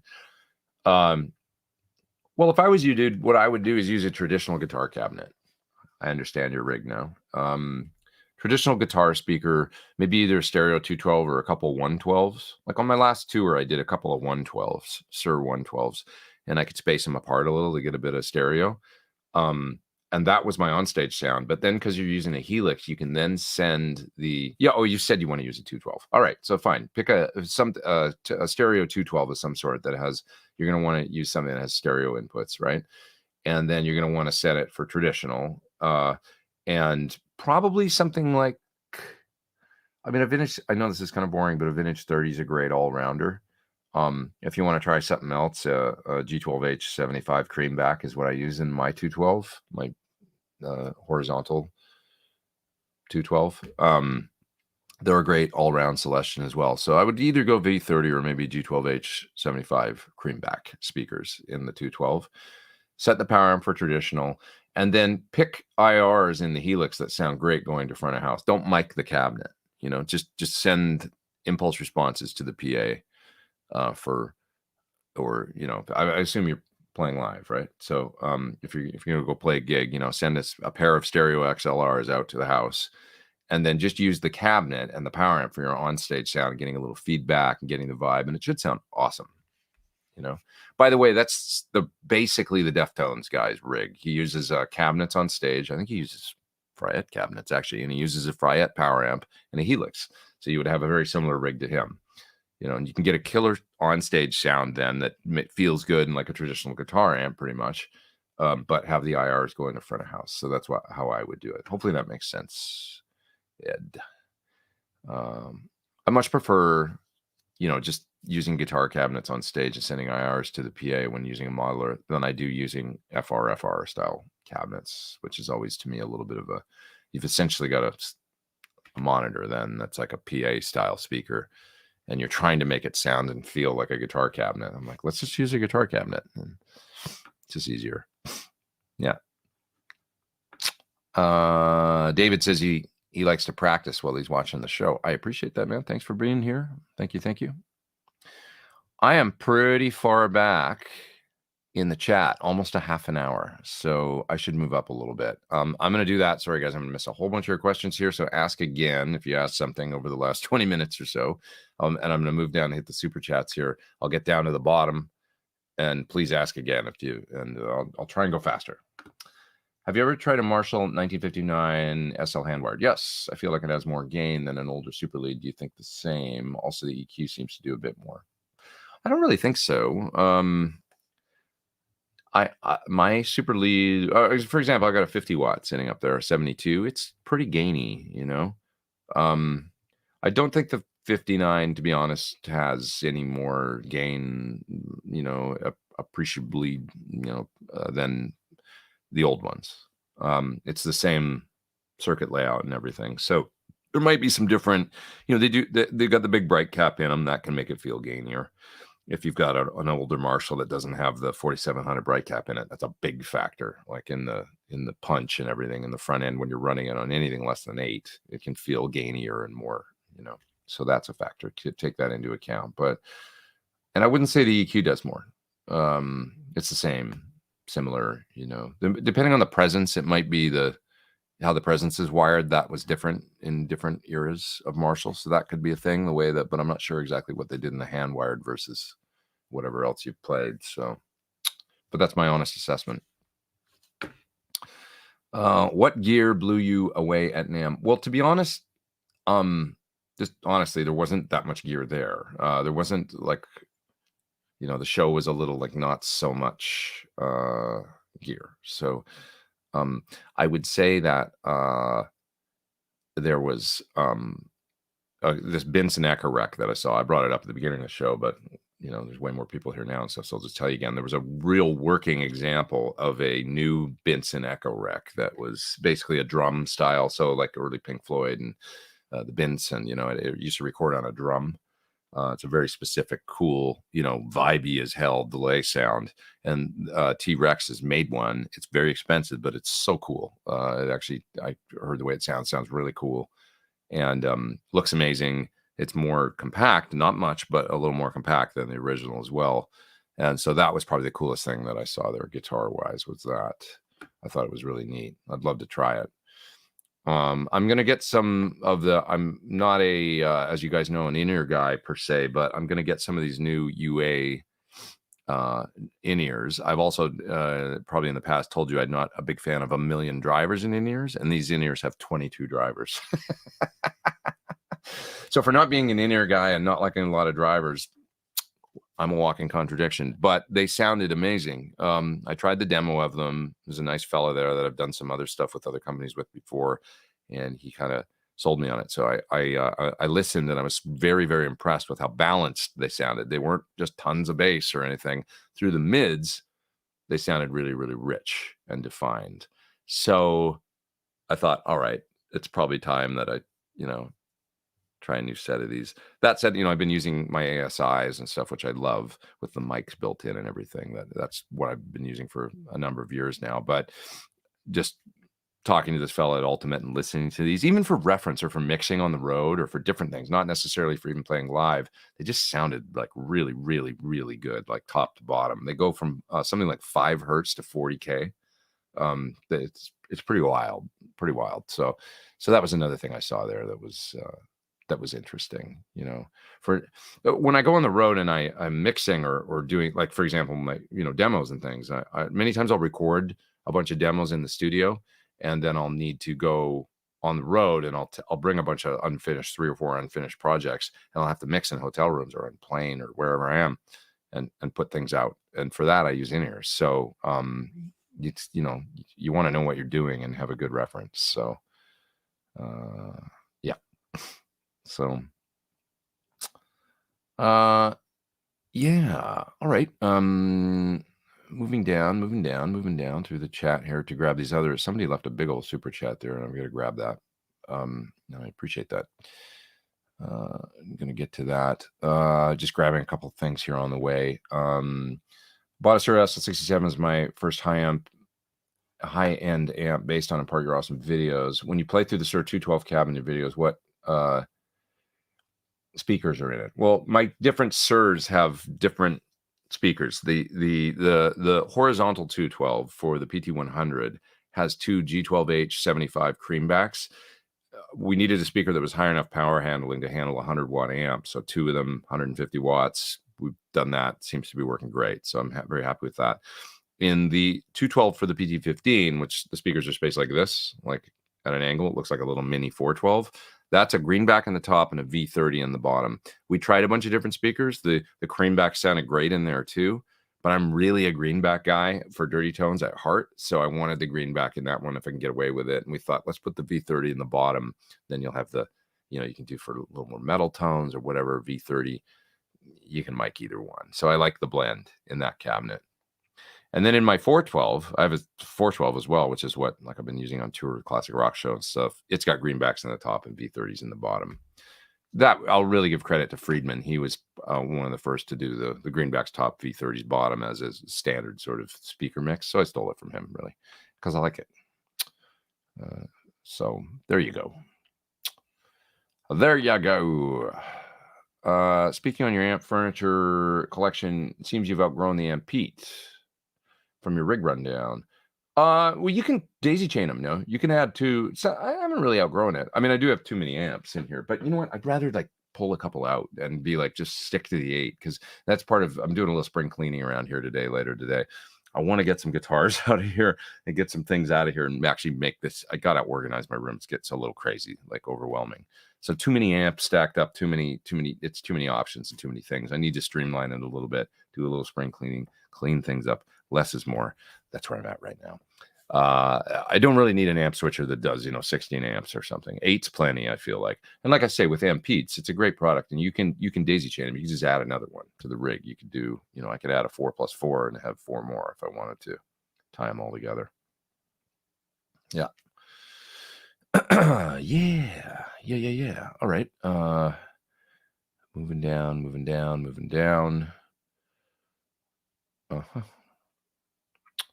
I'm just gonna go down to the bottom of the chat here because I've got to find these super chats from you guys. Get these cleared. I really appreciate your super chats. You guys are keeping the coffee flowing around here. I enjoyed the demo you did recently with an exquisite MIDI EVH. I didn't know you had one. I'm gonna tell the whole story in a special video, which I haven't done yet. But maybe this week is the week I'll start on that as well, because now NAMM's over and I can kind of get into that. But it's gonna have its own dedicated video because it's a really crazy story.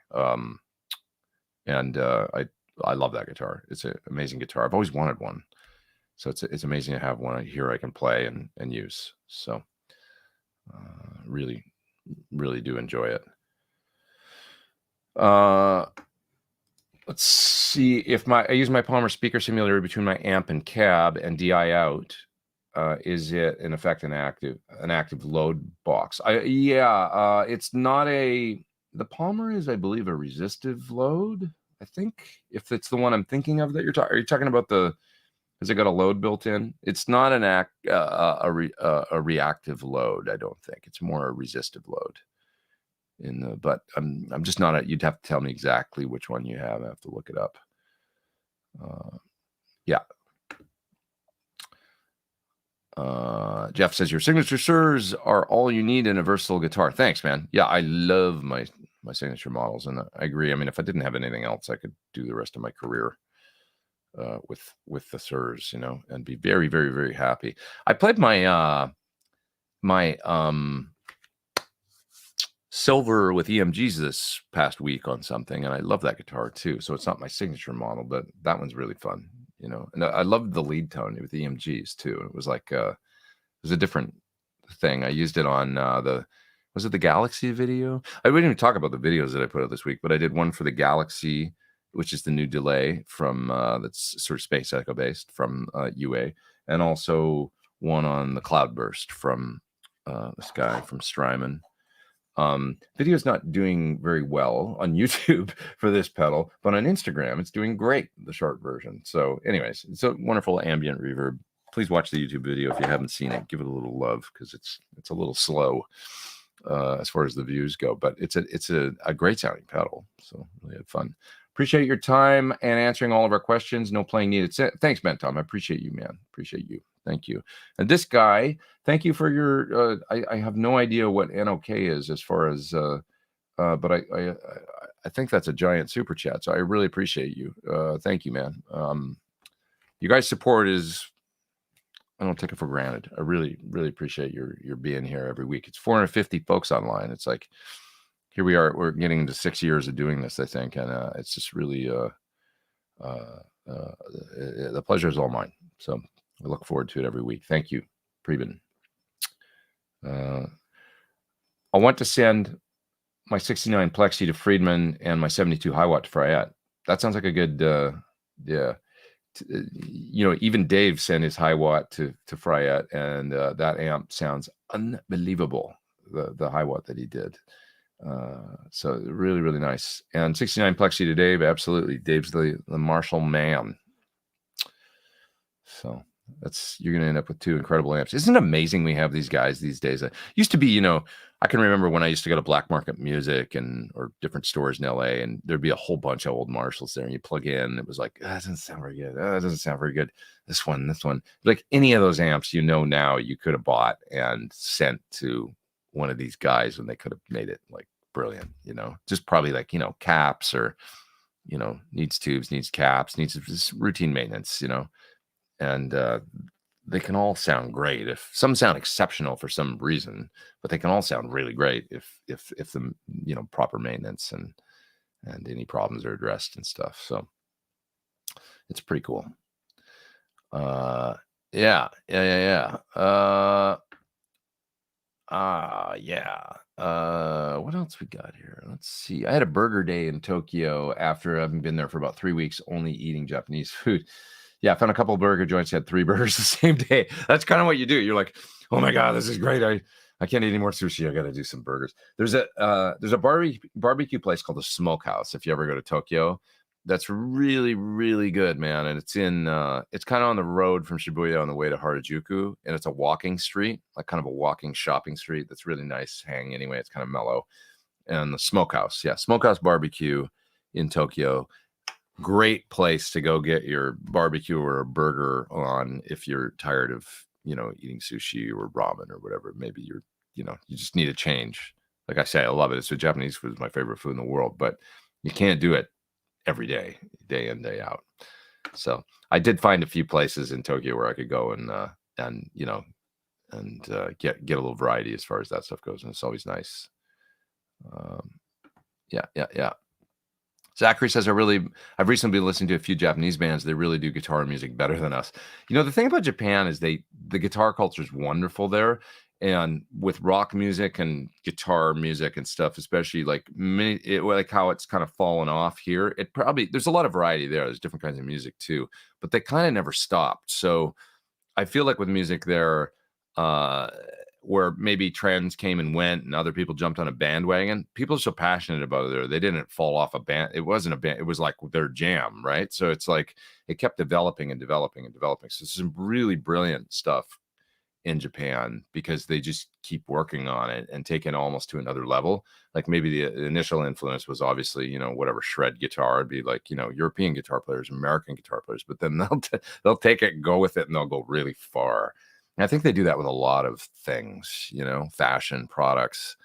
You know, they're just really, it's one of the things I love about Japan is the passion that people have for whatever they're into, car culture, fashion, music, whatever it is. If they're into it, they go all the way. And it's really cool to see. And it's very exciting because you'll see some cool stuff there that's like beyond maybe what you ever have seen or thought possible.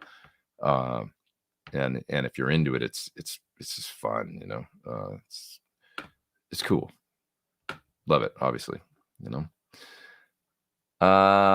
Came by for the thumbs up. Have a great day. Hey, thank you, man. Thanks for being here. JG Hill, appreciate you. Do you think there ever will be a chance of a PT100 synergy module? It's been discussed. I don't know. It could definitely happen, I would think, if I pushed for it. I would say it's John would have to sign off on it.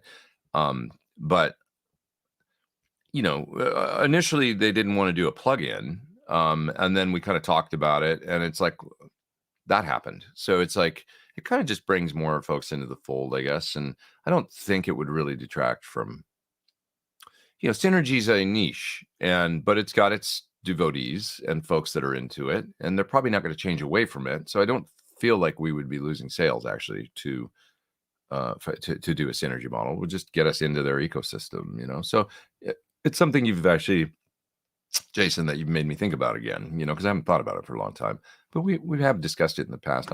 I wouldn't mind doing it at all. So yeah. That said, who knows? But let's see. What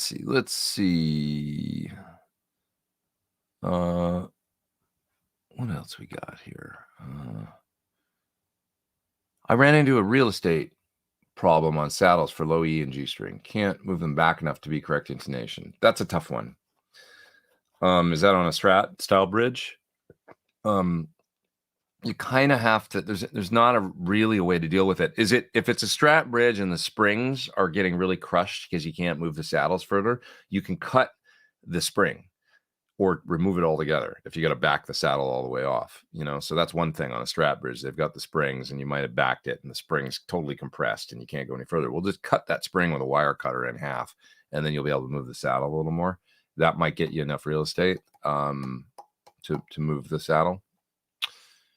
So that's one thing. But beyond that, you got to look at redrilling the bridge, and actually moving it. I've got a guitar here that's like that actually, and it's kind of a bummer, and I'll probably just end up selling it, I think, because it's not. I can't quite get the saddles where I want them to be perfect, and it does bother me a little bit.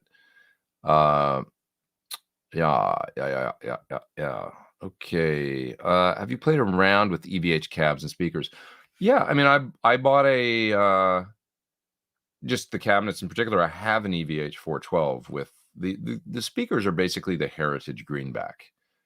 And they're a good sounding greenback. They're a little less efficient than the regular greenback, so you'll notice they're a little quieter. Like, so for an amp, say you got a 412 with standard greenbacks, and then you get a 412 with the EVH greenbacks. The EVH cabinet, all things equal, will be a little lower in volume, which is kind of cool if you're pushing a loud amp into it, because you can crank the amp more to get more into the zone. It's just a little aside there. They're 96 dB efficiency, which is fairly low. Regular greenbacks, I mean, I'm talking into 1 dB. A regular greenback's 97 or 98. So we're very, it's close, but it's noticeable. And with like a 50 watt Marshall, you'll get a definite, or 100 watt Marshall, you get a definite little reduction in volume, which is nice. And they have a certain sound. They sound a little more like those speakers, maybe a little more, I don't know if it's vintage. They're a little less bold sounding and a little more, yeah, like they have a nice kind of compression to them or something. I don't know how to describe it, but you'd know what I'm talking about if you heard it. They're a little less brash and a little less wah, and a little more like, I don't know if it's vintage sounding. Folks that have tried them know what I mean. Heritage Greenback versus a regular. How would you describe it? Somebody out there help me out here. But they're cool, and the cabinets are well made. I think it's a good speaker cab. I'm talking about the 412 because that's the only one I've really got experience with. But I used it on tour. I mean, I've got my same cabs in the other room that I used with Cornell on tour in 2007. I had it out for at least 8 months or something. I used an original 5150 on the Blue Channel for my main dirty sound. So, yeah. Has anyone out there tried Gibson scale, medium scale, Gibson scale Strats? I got an 89 Fender with that, and the easier stretches are awesome. It's basically a Jaguar, right? I mean, a Jaguar is the 124 and 3/4, Fender. It's a different sound. You get a little less of that twang and punch, and a little bit more of that softer feel and sound. I don't know how to describe it, but Les Paul versus a Strat isn't just about humbuckers and glue and neck. It's scale length is a different sound. A little less twang. I think there's a little less.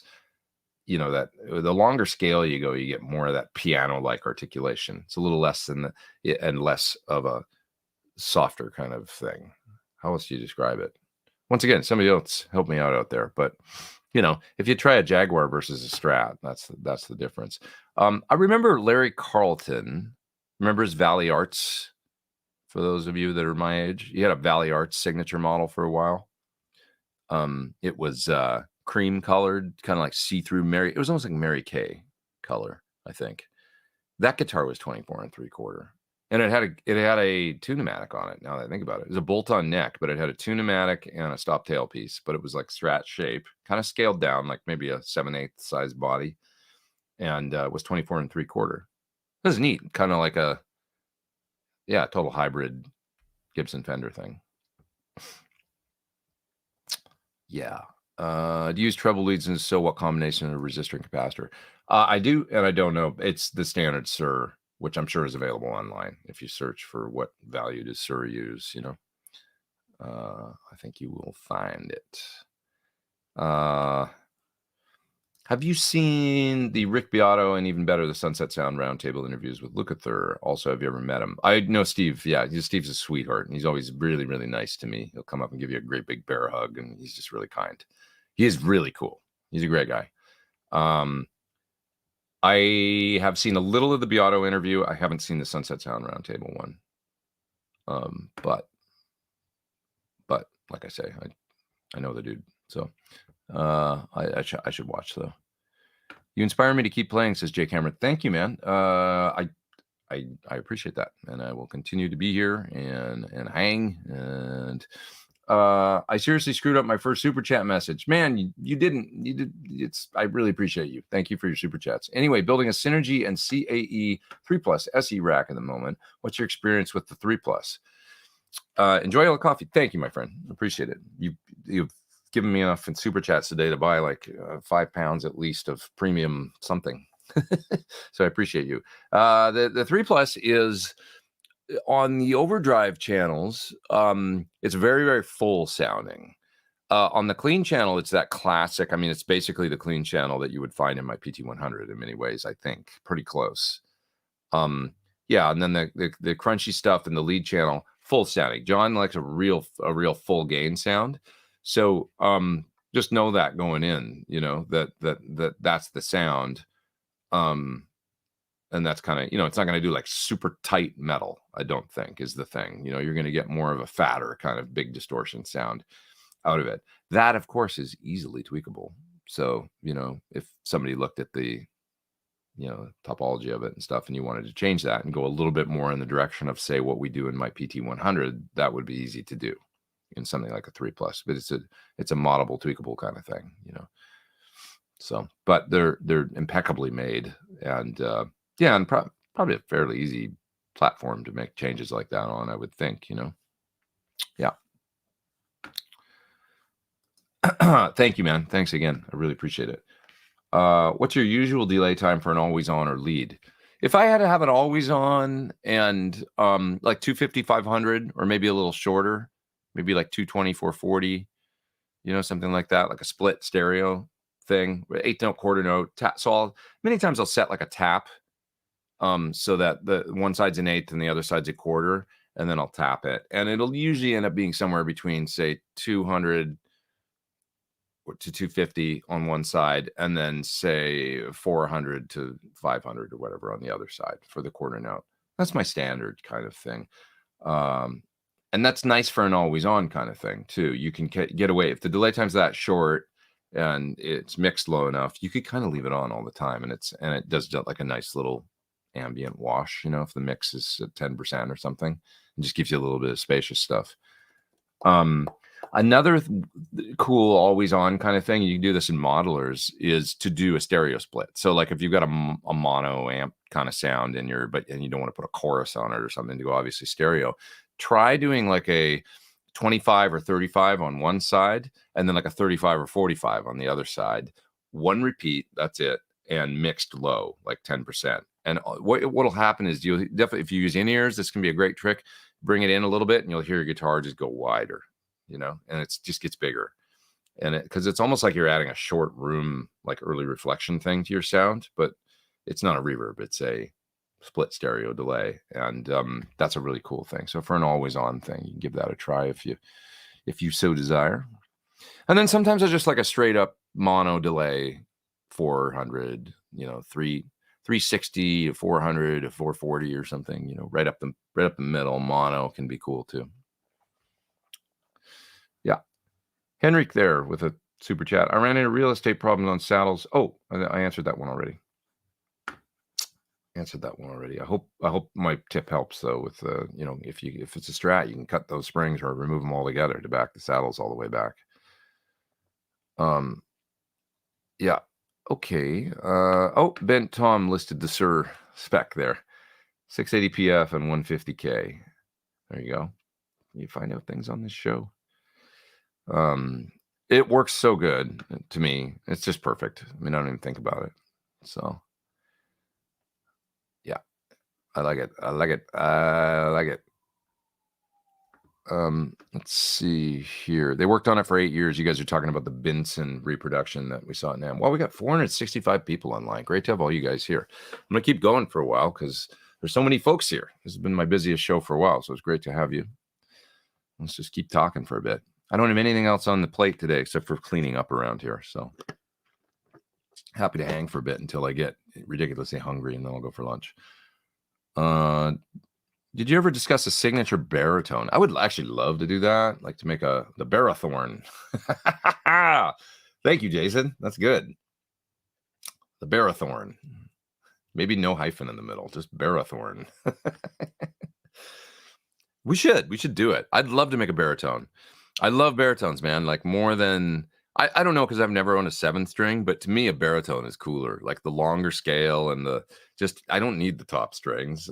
I just like the low thing anyway. So it's like sort of like that Scott Ian sort of philosophy. Like you don't need the frets above the 12. So all the money's down there in the get out of the upper register and get down into the cash register. All the money's down here, baritone riffs. So anyways, yeah, I'd love to do a signature baritone, like long scale. I love playing my baritone. You saw me doing a few videos this week, or a couple videos. My old Dan Electro here is really cool. But I'd love to do a signature thing and do something. So maybe it's something I can do with them. I'll talk to them about it. It's more niche for sure, but man, it's such a fun instrument. Baritones, they're so awesome sounding. Just the depth, they're moody and cool, Yeah. Let's see here. What else we got? What else? What's up, Pete from South Carolina? How you doing, Travis? Thank you for the super chat. I appreciate you. Thank you, man. And one of these, I think I'm over there actually in South Carolina with Five for Fighting. Do we have a date in South Carolina? I have an Atlanta date anyway. Not too far away. On the Last Summer on Earth tour that I've got coming up. We're starting in Alabama, and then we go to Florida, I think. Then we go to, I think it's Alabama, and then Atlanta is the next date, actually. And then we kind of make our way up the East Coast and end up in the Midwest and stuff on that tour. So that's in June and July. Yep. Thank you for the super chat, Travis. I really appreciate it. Thank you. Oh, oops. I said that, didn't I? UA IEMs or UE? I meant Ultimate Ears, not UA. I meant UE. Sorry, I make that mistake sometimes. I mix up those companies. I do it way too much. Yeah, Ultimate Ears is what I meant. They've got a new set of I can't remember what it's their new flagship set of let's see what they're called here. Ultimate Ears. We are Ultimate Ears. They're making speakers and stuff now, so it's a little, when you go to their website, it's a little like there's a lot of stuff here it's not just like they're doing like Alexa style speakers. Let's see. This is gonna be hard to find, isn't it, right now? Let's see. It's kind of interesting. They're making some cool looking like Bluetooth stuff and everything. They get a little more, I guess, consumer and stuff. UA is owned by UE. Excuse me. See, that's how I get in trouble. UE is owned by Logitech now. So you know, they'd make a lot of like consumer stuff and everything, because Logitech does cameras and all kinds of, you know, like the one I'm like, you're seeing me through a Logitech camera right now, as a matter of fact. But I can't find it here. Actually, let's see if I do a Google search. Ultimate ears in your monitors. Help, Google. Custom earbuds about ultimate ears. They've got, you know, for years with Chris Cornell, I used UE7 and their 3-driver, you know. I believe this is the ones. Yeah, this is them. They're called UE Premier. So getting a set of these, you give them a try, you know, for like I say, for to have a set of traditional in-ears, but also for, you know, playing live, but also for mixing and stuff on the road. Boy, did they ever sound good. And that was, you know, that was a generic set I tried at the show. Stevie Wonder stopped by their booth, and he was in their private room in there for like half an hour listening to stuff, and so he's into them as well, I guess. What speakers are you miking in your 412s, greenbacks or V30s? I mic a greenback, generally speaking. And actually, my main studio cab is vintage speakers. It's old blackbacks from the late 70s. So that's my favorite. You know, I don't have space to mic multiple cabinets and have them all mic'd up all the time. So I mic my favorite speaker, which is, you know, my number one, you know, home base is an old greenback, and specifically I tend to seem to really like those old blackbacks from the late 70s. They sound a little more aggressive in the top end, a little more, and it's the Van Halen thing, because that's, I think he used those back in the day. I mean, he probably used greenbacks and stuff too, but in 78, if you bought a new Marshall cabinet or bought new Celestians, the speaker that you were getting for a G12M 75 hertz was a blackback. So, you know, that's what was out back then, was those speakers for 78, 79, 80. They were those blackback speakers. And so it's just a thing. Late 70s rock and roll. I like it. What nobody remember Emily Reimler? I do. I remember her. I don't know much about her, but I remember great guitar player I remember her being on the cover of Guitar Player magazine and stuff, I think. And when I was a kid, you know, I think. Yeah. Best sounding power amp with small modeler. Well, it depends. You know, if you want to go tube, that's probably, you know, going to be the most for feel and stuff. Like that Fryette we were just looking at, it probably sounds really good. It's a stereo 50 watt. You know, that'll work great. Or something like but you know, are you going to do that, or do you want a solid state? You know, for weight and that kind of thing. I would probably recommend, I mean, I've got a Matrix that those sound really good. The GT 800, the 1000, you know, those were always really good for, you saw a lot of pros. Yeah, I mean, Steve Stevens was using them in his rig, and nice power amps, you know. You could also look for a Rocktron Velocity, because those have some, you know, they damping and stuff that tube amps do. They kind of design them to sound like a guitar flavored power amp. And less like a solid state clean, you know, thing, and that'll affect the feel and the, you know, so you could look for a Rocktron Velocity, or maybe a Moss valve. Those always sounded really good. Matrix, you know, the Duncans are nice. The newer, you know, I've got those and I use them. They're a Class D, you know, it's got an EQ in it though that kind of allows you to tune. They're nice and portable and very, very light. So it just depends on your best sounding, you're saying. You know, if you want the best sound, I bet that Fryette that we were just looking at, I haven't personally tried that one, but his power amps are known for sounding great. He doesn't make bad sounding stuff. So it's like, it's a stereo 50 watt. Look at that. And I bet that would be pretty killer. Can you play the intro to Women in Love? Are you talking about the tapping thing?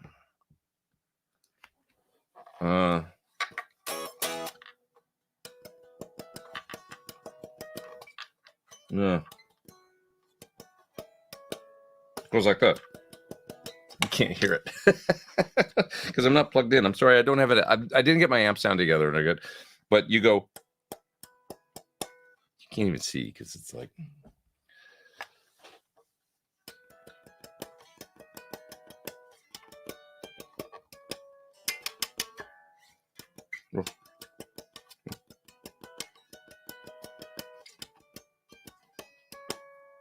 And then I'd have to practice the next part. I don't remember it, but it's tapping. You hold an E chord up here, and then you tap 12 frets up, D, G, B, G, D, and then make a B chord shape here. So there's the chord, right? Those chords.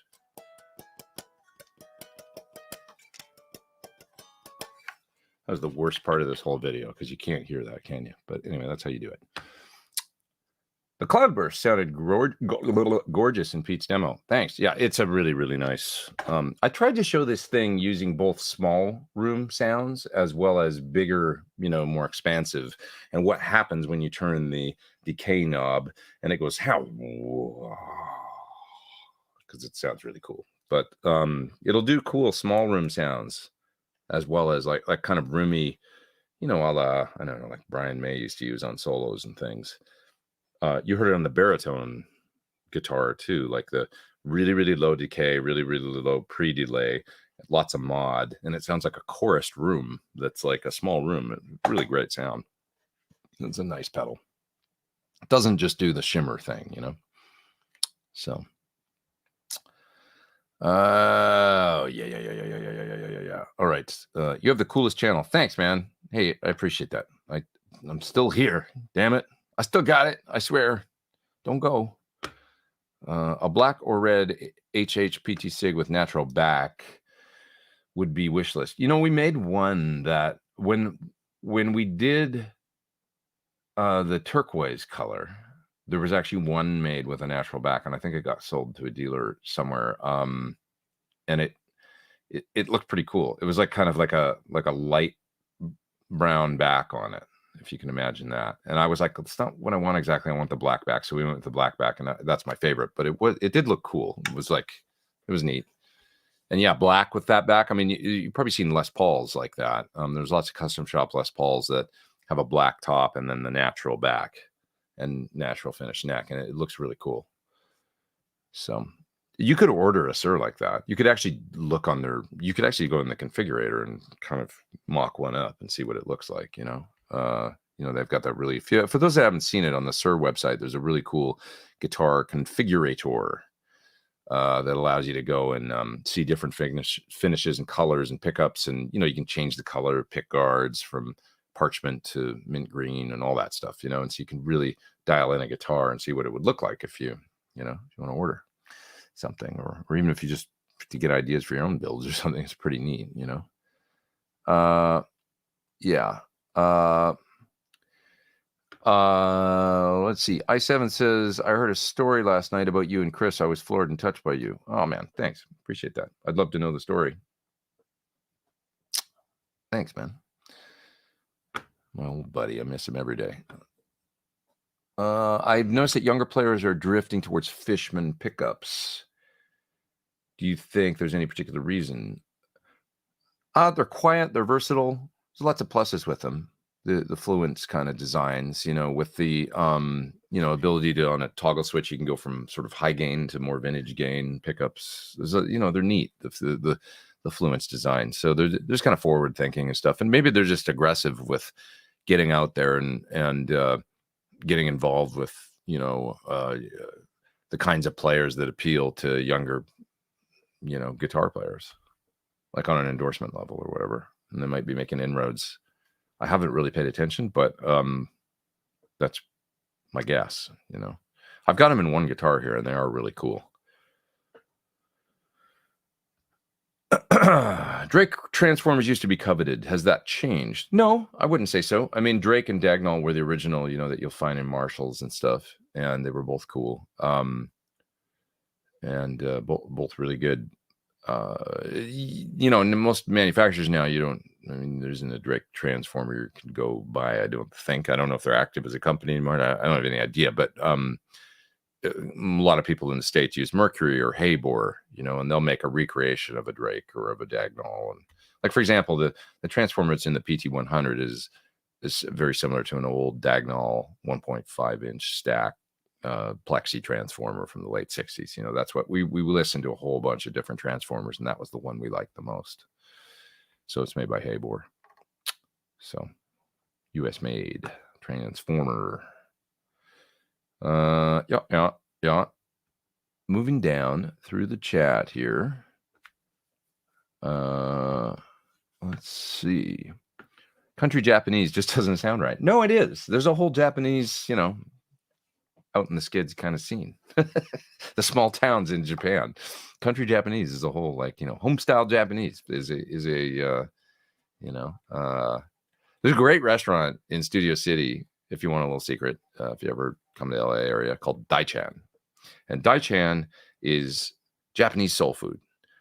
And what that means is it's like home style Japanese. It's like food if your mom was Japanese, that she would have made for you at home. She's gonna make you I don't know, like curry and cool little bowls and stuff, and soup with salmon in it and stuff. And it's like super tasty. It's delicious. I've been going to that place for almost 30 years. Their son, so it was a husband and wife who since split, but the wife still runs the place now, and the son still works there. And I remember when he was born, and he was this little kid running around the restaurant that was like this big, and now he's like a great big guy that's like taller than I am. And I've been going there, and he's like in his 20s, because that's how long I've been going there.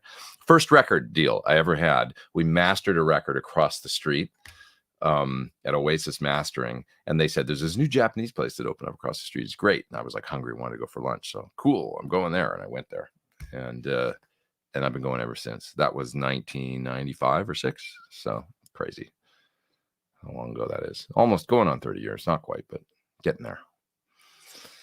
Daichan, it's definitely country style Japanese food. Japanese Breakfast is a great band. I saw that name on a festival list the other day. Japanese Breakfast. I haven't checked them out, but I want to check them out. It's a great name for a band. I love a good Japanese breakfast. A little mountain potato, a little bit of fish, some rice. Happy guy.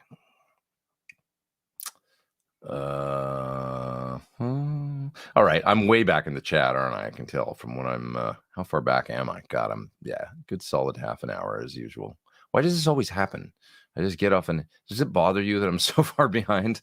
I'm sorry, I just can't talk any faster, and I get on tangents. Do I prefer EL34 or 6L6 for gain tones? That's a great question. It seems like the prevailing sort of wisdom is that 6L6 are great for high gain modern. They got a little more low end, a little more scoop, and maybe they're just stay a little more taut and tight and together with a little more apparent low end for high gain stuff, and maybe for cleaner power amps, right? And a Soldano, comes to mind. So 34s, there's definitely more mid-range, attenuated lows. I love EL34 for Marshalls is, that's the sound. But that said, Dave did the Dirty Shirley, and it's a 6L6 style power section. So it's and they sound great. So there's no hard and fast rules. It just depends on so many factors about how you design the amp and voice it. I think you can voice an amp to be great with either. There's so many other ways. Ben Tom says, I'm glad EVH finally did a 34. Those 6L6s were garbage. Yeah, I disagree. I used one on the road. The original one, original Blue Channel, 6L6 5150, great on the Blue Channel. Like the great Van Halen sound. In one of my original YouTube videos that got me on the map out here in YouTube land was the How to Play Eruption series, and that's a 6L6 EVH. That was my head that I used on the road back then. So I didn't use the high gain channel. I didn't really use the clean channel, but I used that middle channel. It was killer for, and that was right before we did the PT100 as well. And, John looked at what, I liked about that 5150 as well as other amps, and that was taken into consideration. So I think it was cool, Anyway, what else we got here, guys? Lauren says I missed a super chat. Oh no, I got it, Lauren. I'm just so far back, dude. No, I'm getting down in the chat here. There's one more for me to hit up there. Let's see. Oh, that's interesting. Aren't the Fender Aerodyne Strats 24.75? I don't know that. Are they? I don't want to spread rumors.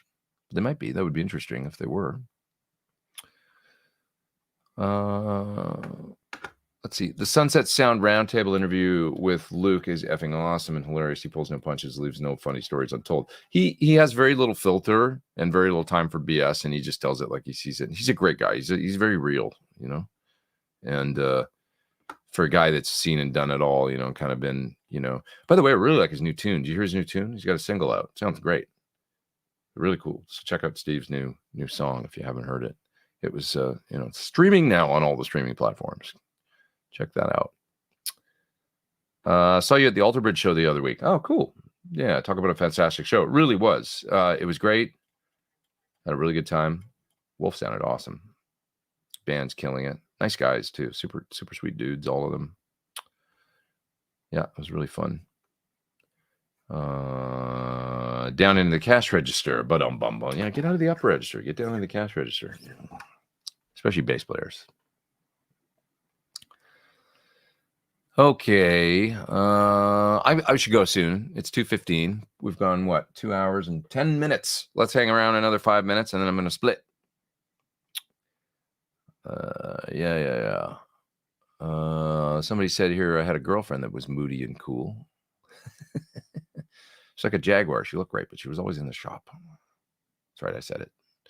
How do you feel about the Marshall cell? I don't know. I don't really think it's good or bad until we see what they're going to do with it, you know? You know what I mean? It's like Gibson and Mesa, you know, although maybe that makes more, you know. Okay, Logitech and Ultimate. I was talking to the folks from Ultimate Ears the other day. Logitech now owns them. And some people thought, oh, that's maybe not a good thing if they went there. But it's like actually like when you think about it, these new ears that they have that are called, I'm just looking here. They're called Ultimate company's called Ultimate. It's called UE Premier. And basically they had to do like a ton years of, you know, research and figure out how to, you know, do the drivers and everything like that. And it was like a major project, but they're like, we could have never done this without Logitech actually, because they have the money to invest in. So it's all about whether or not the company has like, what if this new company that took over Marshall is like, we want to bring you guys back to form or whatever. Let's do hand-wired reissues of the 50 watt. Let's do more cool artist amps. Let's do, you know, less others. Let's, you know what I mean? It might be that, like you never know. So it's impossible to say, you know. But if it's just bean counters or whatever, they'll and they kill it, it could go that way too. So we just don't know, you know. So it depends. Really depends. 15-inch open back cab. Thoughts? Well, to me, a big part of the original Stevie Ray Vaughan guitar sound is 15s. You know, the Vibroverb was to me a huge component. Why do I say that? Well, that's the amp that he used, you know, around, you know, the first couple of records, how we know him. And if you watch El Macombo, for instance, amazing guitar sounds on that. I think it's a super and a Vibroverb on that, not two. Sometimes you use two Vibroverbs, but I think El Macombo's a super 410 and a Vibroverb. Correct me if I'm wrong, if there's any SRB heads out there. But anyways, the sound of the 15 for him, for that style, was such a big part of his sound. I think that it just was bold and sounded really cool. So an original Vibroverb, because of that, was an amp that I always kind of wanted, or maybe one of those Cesar Diaz designed hand-wired reissues. If one ever comes up, I might grab one because it's just really neat.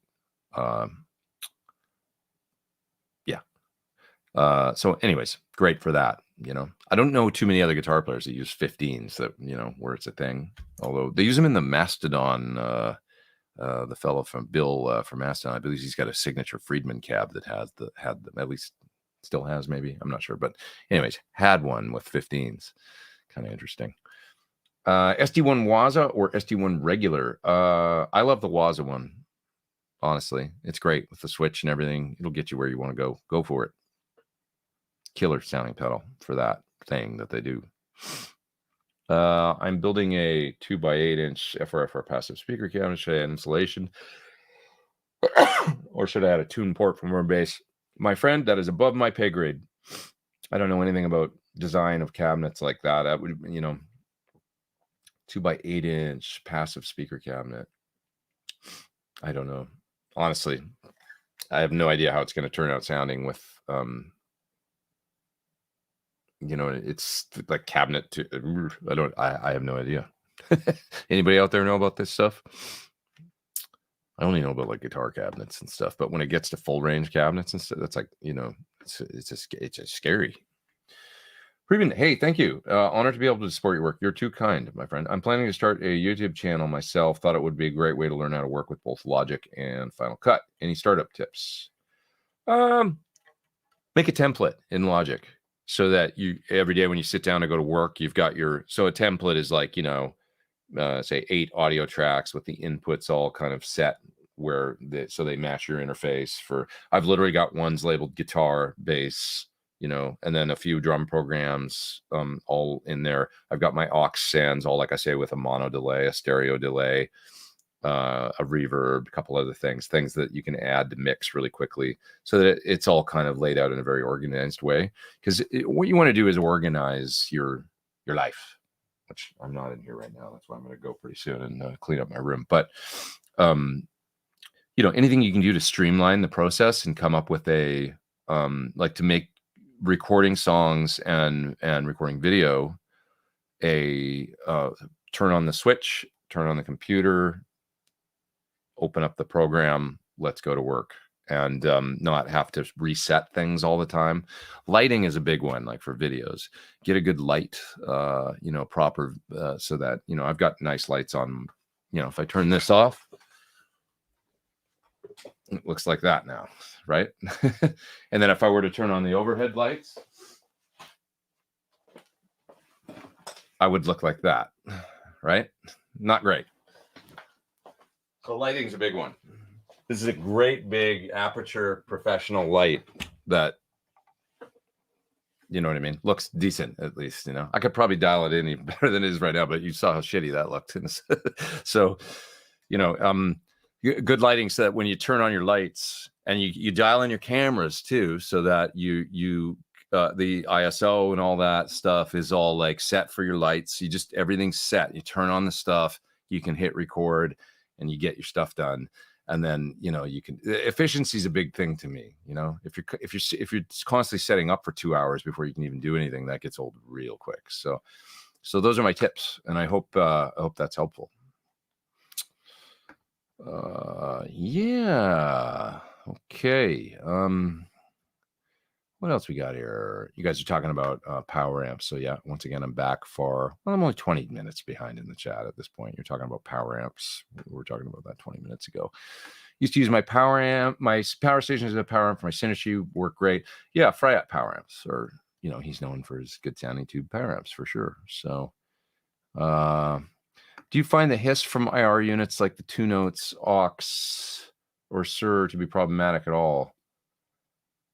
Hiss. That sounds like more like a, whatever you're running into is maybe maybe you're set at -10 and then you're gaining up on your recording interface. I'm only making a guess here, but if you've got a, you know, are you plugged into the high Z inputs or something on your interface? Or you want to go into line level +4 coming out of something like the CAB-M. And make sure that you're not using a bunch of gain on your interface, because the more gain that you're adding on your interface, you're using, you know, there's op amps in there and stuff, and that line gain, and you're increasing noise that way. So whatever you're plugging into, make sure it's set for +4. That's a guess, but it sounds to me like it's maybe set for, you know, -10, -15 or something, and then you're gaining up something that doesn't need to be. You know, it's better to get the gain out of the CAB-M, you know, or hitting it harder so that you're right up to, you know, close to, you know, peaking at -3 or something in the CAB-M, and then you're sending the signal out of it +4 into your interface at line level. That's a guess, but I do a lot of guessing around here. Let's see. Synergy does an amp with Fryat, do they not? I don't know about the Synergy has a power. I use the Synergy power. It actually sounds quite good to me. It's a dual 50 single rack space. Stevie might have helped design. I don't know. You know, it's like they had different people work on their stuff, so I'm not sure. But Yeah. And they do Synergy deliverance module, Pitbull, I think. So they've got a couple of Fryette, modules in conjunction with Synergy. Spanish Fly over Eruption changed my mind. I love Spanish Fly, man. It's crazy cool. Eruption, it's got the power of the electric guitar and the delay at the end and everything. So it's epic. It'll always be the signature piece, I think. But Spanish Fly is badass. It's hard to play too. That middle part, the fast picking, down low kind of thing is the hardest part of it to me. Yeah. Oh, we did. Fryette design Synergy power amp. Well, there you go. Sounds really good to me. I wonder how close his power amp is to the Synergy, because I have the Stereo 50 Synergy back there, which works really well. I didn't even think of that when you were asking me about power amps earlier, but that's another one. Stereo Synergy gives you some depth and presence options there, and it sounds really good to me with their modules. A gold PT with natural back would really do that gold top thing, says Ian. Well, my guitar though, the gold top actually has a back it's sort of the darker back, but it looks really great to me as far as the color on the back goes. It is a see-through, back and everything on the gold top, and I like it. T-Top's got a HX Stomp for Fly Rig and already has a power station, considering the Duncan purely because it's lighter to carry. Yeah, cool. The power station is not going to be the same as the Duncan, and vice versa. It's you're probably going to like the feel of the power station because it's a tube amp and the damping and all that good stuff. It just feels really great. The Duncan works good though, and it's light. You can put it in a backpack. So these are all the considerations we make, when we, it's hard to get, I don't know that you're going to find that in a solid state amp. Like I say, your mileage may vary. You might enjoy something like the old Rocktron Velocity, which has damping controls on them kind of, and get some of that tube amp feel out of them. They're not a Class D power amp, so it's just different. But I've used and enjoyed the Duncans. Yeah. All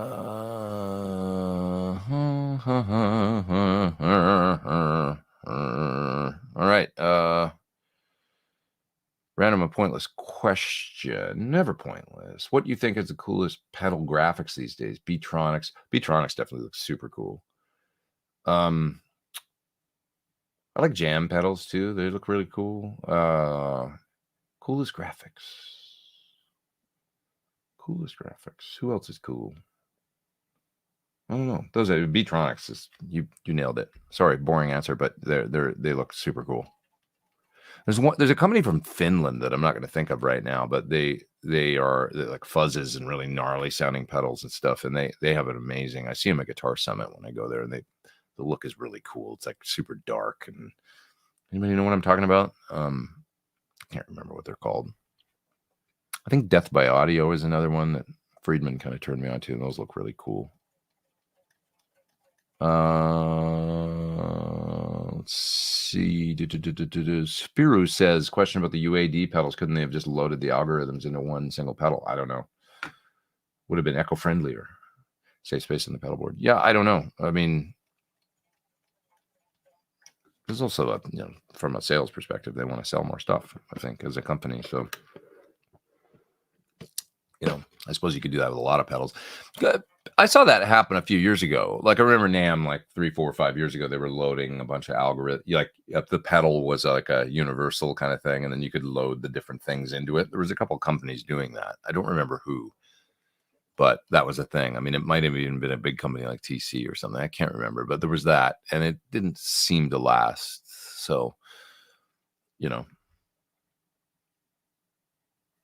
there's so much going on in the chat that I'm lost. I'm lost too, but it's fun. This was great because there was a lot of folks here. I mean, we've had over 400 people online for most of the 2 hours plus that I've been here, and it's been a really good conversation. So thanks for everybody having a good time.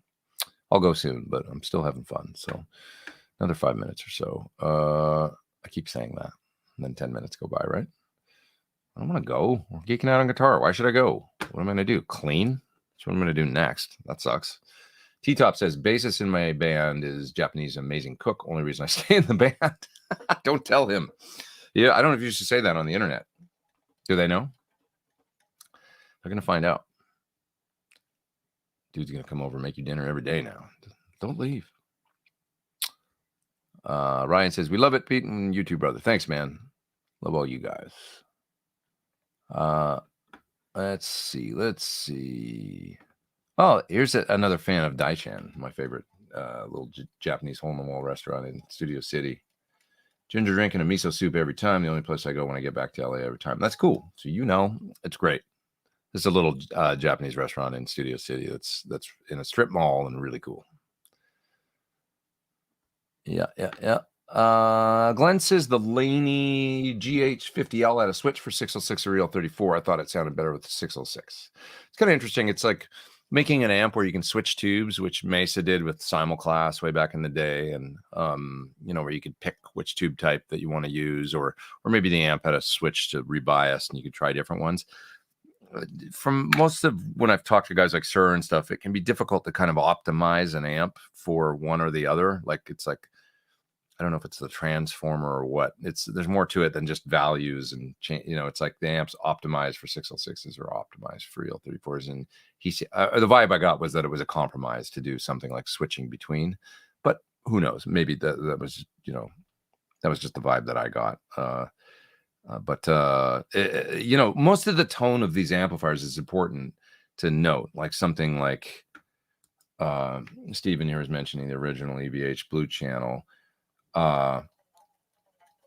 You're mentioning it's the tube combo, Electro Harmonics and Softec. I would argue it's the circuit design, like the topology, the layout of there's a lot of, and in these high gain amplifiers with many multiple gain stages, you're getting most of the tone out of the front end, and then the power section tends to run quite cool.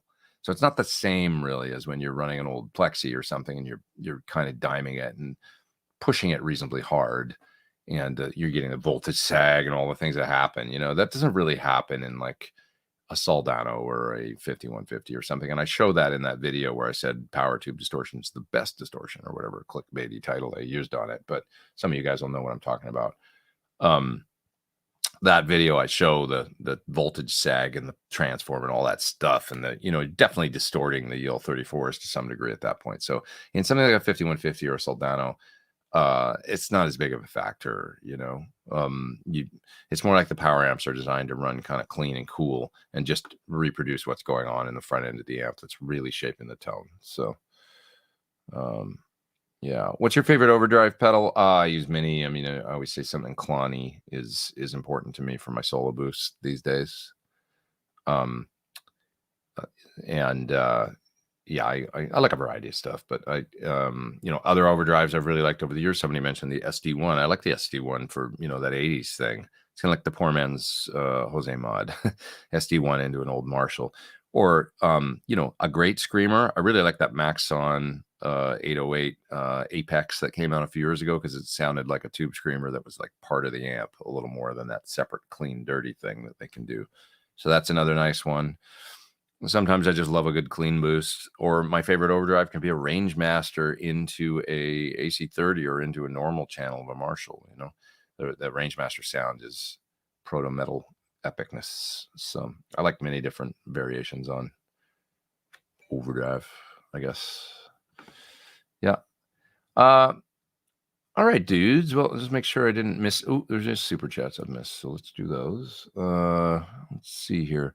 Roger's here. Before I do the super chat, Roger's my good friend and works with me in Classic Rock Show when I go overseas and stuff. Takes care of me so well on my guitars. Good to see you, Rog. How are you doing? What's going on? What are you up to? Are you in Poland? Bibi Zonka says, I just picked up an H90. What's your experience with it since using it for a while? Any new discoveries? I kind of dialed it in for tour, actually, and it was great, but I haven't got my pedal board back yet from tour. So it's been a 3 weeks that I actually haven't had my H90. So it should be here next week, I think. Need to actually look into that on Monday, find out when my gear's coming back. I should be on top of that, and I'm not. There's a lot going on with NAMM and everything. But anyways, It's great. It's awesome. It's like having two H9s. It's a little complicated. I love Eventide, and I love their simple pedals, especially the H series. You know, it's a little like I'm still getting my head around like the difference between a preset and a program, and like it's a little confusing to me sometimes. So that's the only thing. It's deep the way they do stuff, but it's a pretty the sky's the limit kind of device, you know. And I love the reverb algorithms, and a lot of the vintage delays and stuff sounds so cool. So, you know, it's a really, really good box. Thanks, Pete. You're the best, says Vital. Thank you, man. I appreciate your super chats. Thank you guys so much. Thank you. Atomic Punk says Spanish Fly kills the forearms. You know, just as a little aside, and then I'll go. There's a great bootleg. If you search for Van Halen 1975 bootleg, something like that. That's what I think I searched for yesterday. We're listening to it in the car on the way back from the NAMM show.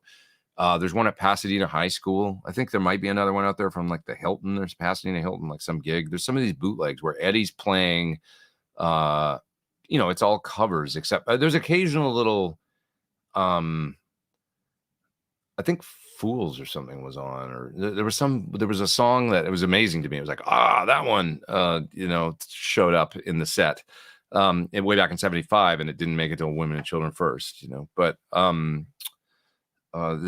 these bootlegs is my point is this Pasadena high school one. It's like, imagine when you listen to it, listen, because the guitar is really loud in it, and his playing is like, it's pre-tapping, it's pre-whammy bar. You know, it sounds like he's playing. There's a picture in the thumbnail of him playing a V. I don't know if that's from that gig, but he had a V before he had the Destroyer, and then the V was stolen, I think, and then he got the Destroyer. I think that's the story, but maybe he's playing that. Who knows? But it's definitely like Gibson into Marshall tone, and he takes some solos, man. Like it was all there in 1975, and he's just absolutely killing it. So when you listen to just listen to his hands. On, you know, and keep in mind with the Spanish Fly kills the forearms thing, how dialed in that dude's hands were in like 1975 and then into the late 70s and into the, you know, and it just seems like he did nothing but play guitar, and he could just rip solos and licks like it was nobody's business. Like it's just quintessential rock guitar playing. There's a version of Rock and Roll Hoochie Coo on there, which must have been a new song at the time, right? And I would say he played it better than the original, you know, on this Pasadena High School demo. It's like he's just friggin' burning it. Like it's so good. Do I sound excited about it? It just was so cool, you know, like listening to it yesterday. And I've listened to these before, but it's been a couple of years and stuff. So to go back and revisit it, just listen to how good that dude was in the mid 70s before, you know, 3, 4, or 5 years before people really took notice. Incredible. So check that out. Van Halen 75, Pasadena High, I think it is. Enjoy. It's inspiring, man. It's like, and the tone and the everything. It's just so killer. So anyways, everybody have a great week, and I'll see you next week. Lots of videos and stuff in the works and stuff. Like I said, I'll get a video out for that EVH Music Man. I want to do a nice job on that though, so I'm going to spend some time on that. But I've got videos for this Para EQ coming from Empress. I just need to edit that. It's a nice pedal for really shaping your tone in front of the amp, or you could use it in a loop. Solo boosting or scooping out things and getting variety. You know, EQ, sometimes that can be a hard video for people to get into, but it's worth it. Check this one out. It sounds really, really great. Video for sure coming soon. Video for what else? Some other stuff I can't talk about actually because it hasn't come out yet. So all kinds of things in the works. Oh, we're still having fun around here. Everybody have a great week, and I'll see you next time. Appreciate you all. Be nice to people. Be nice to yourself. Take care.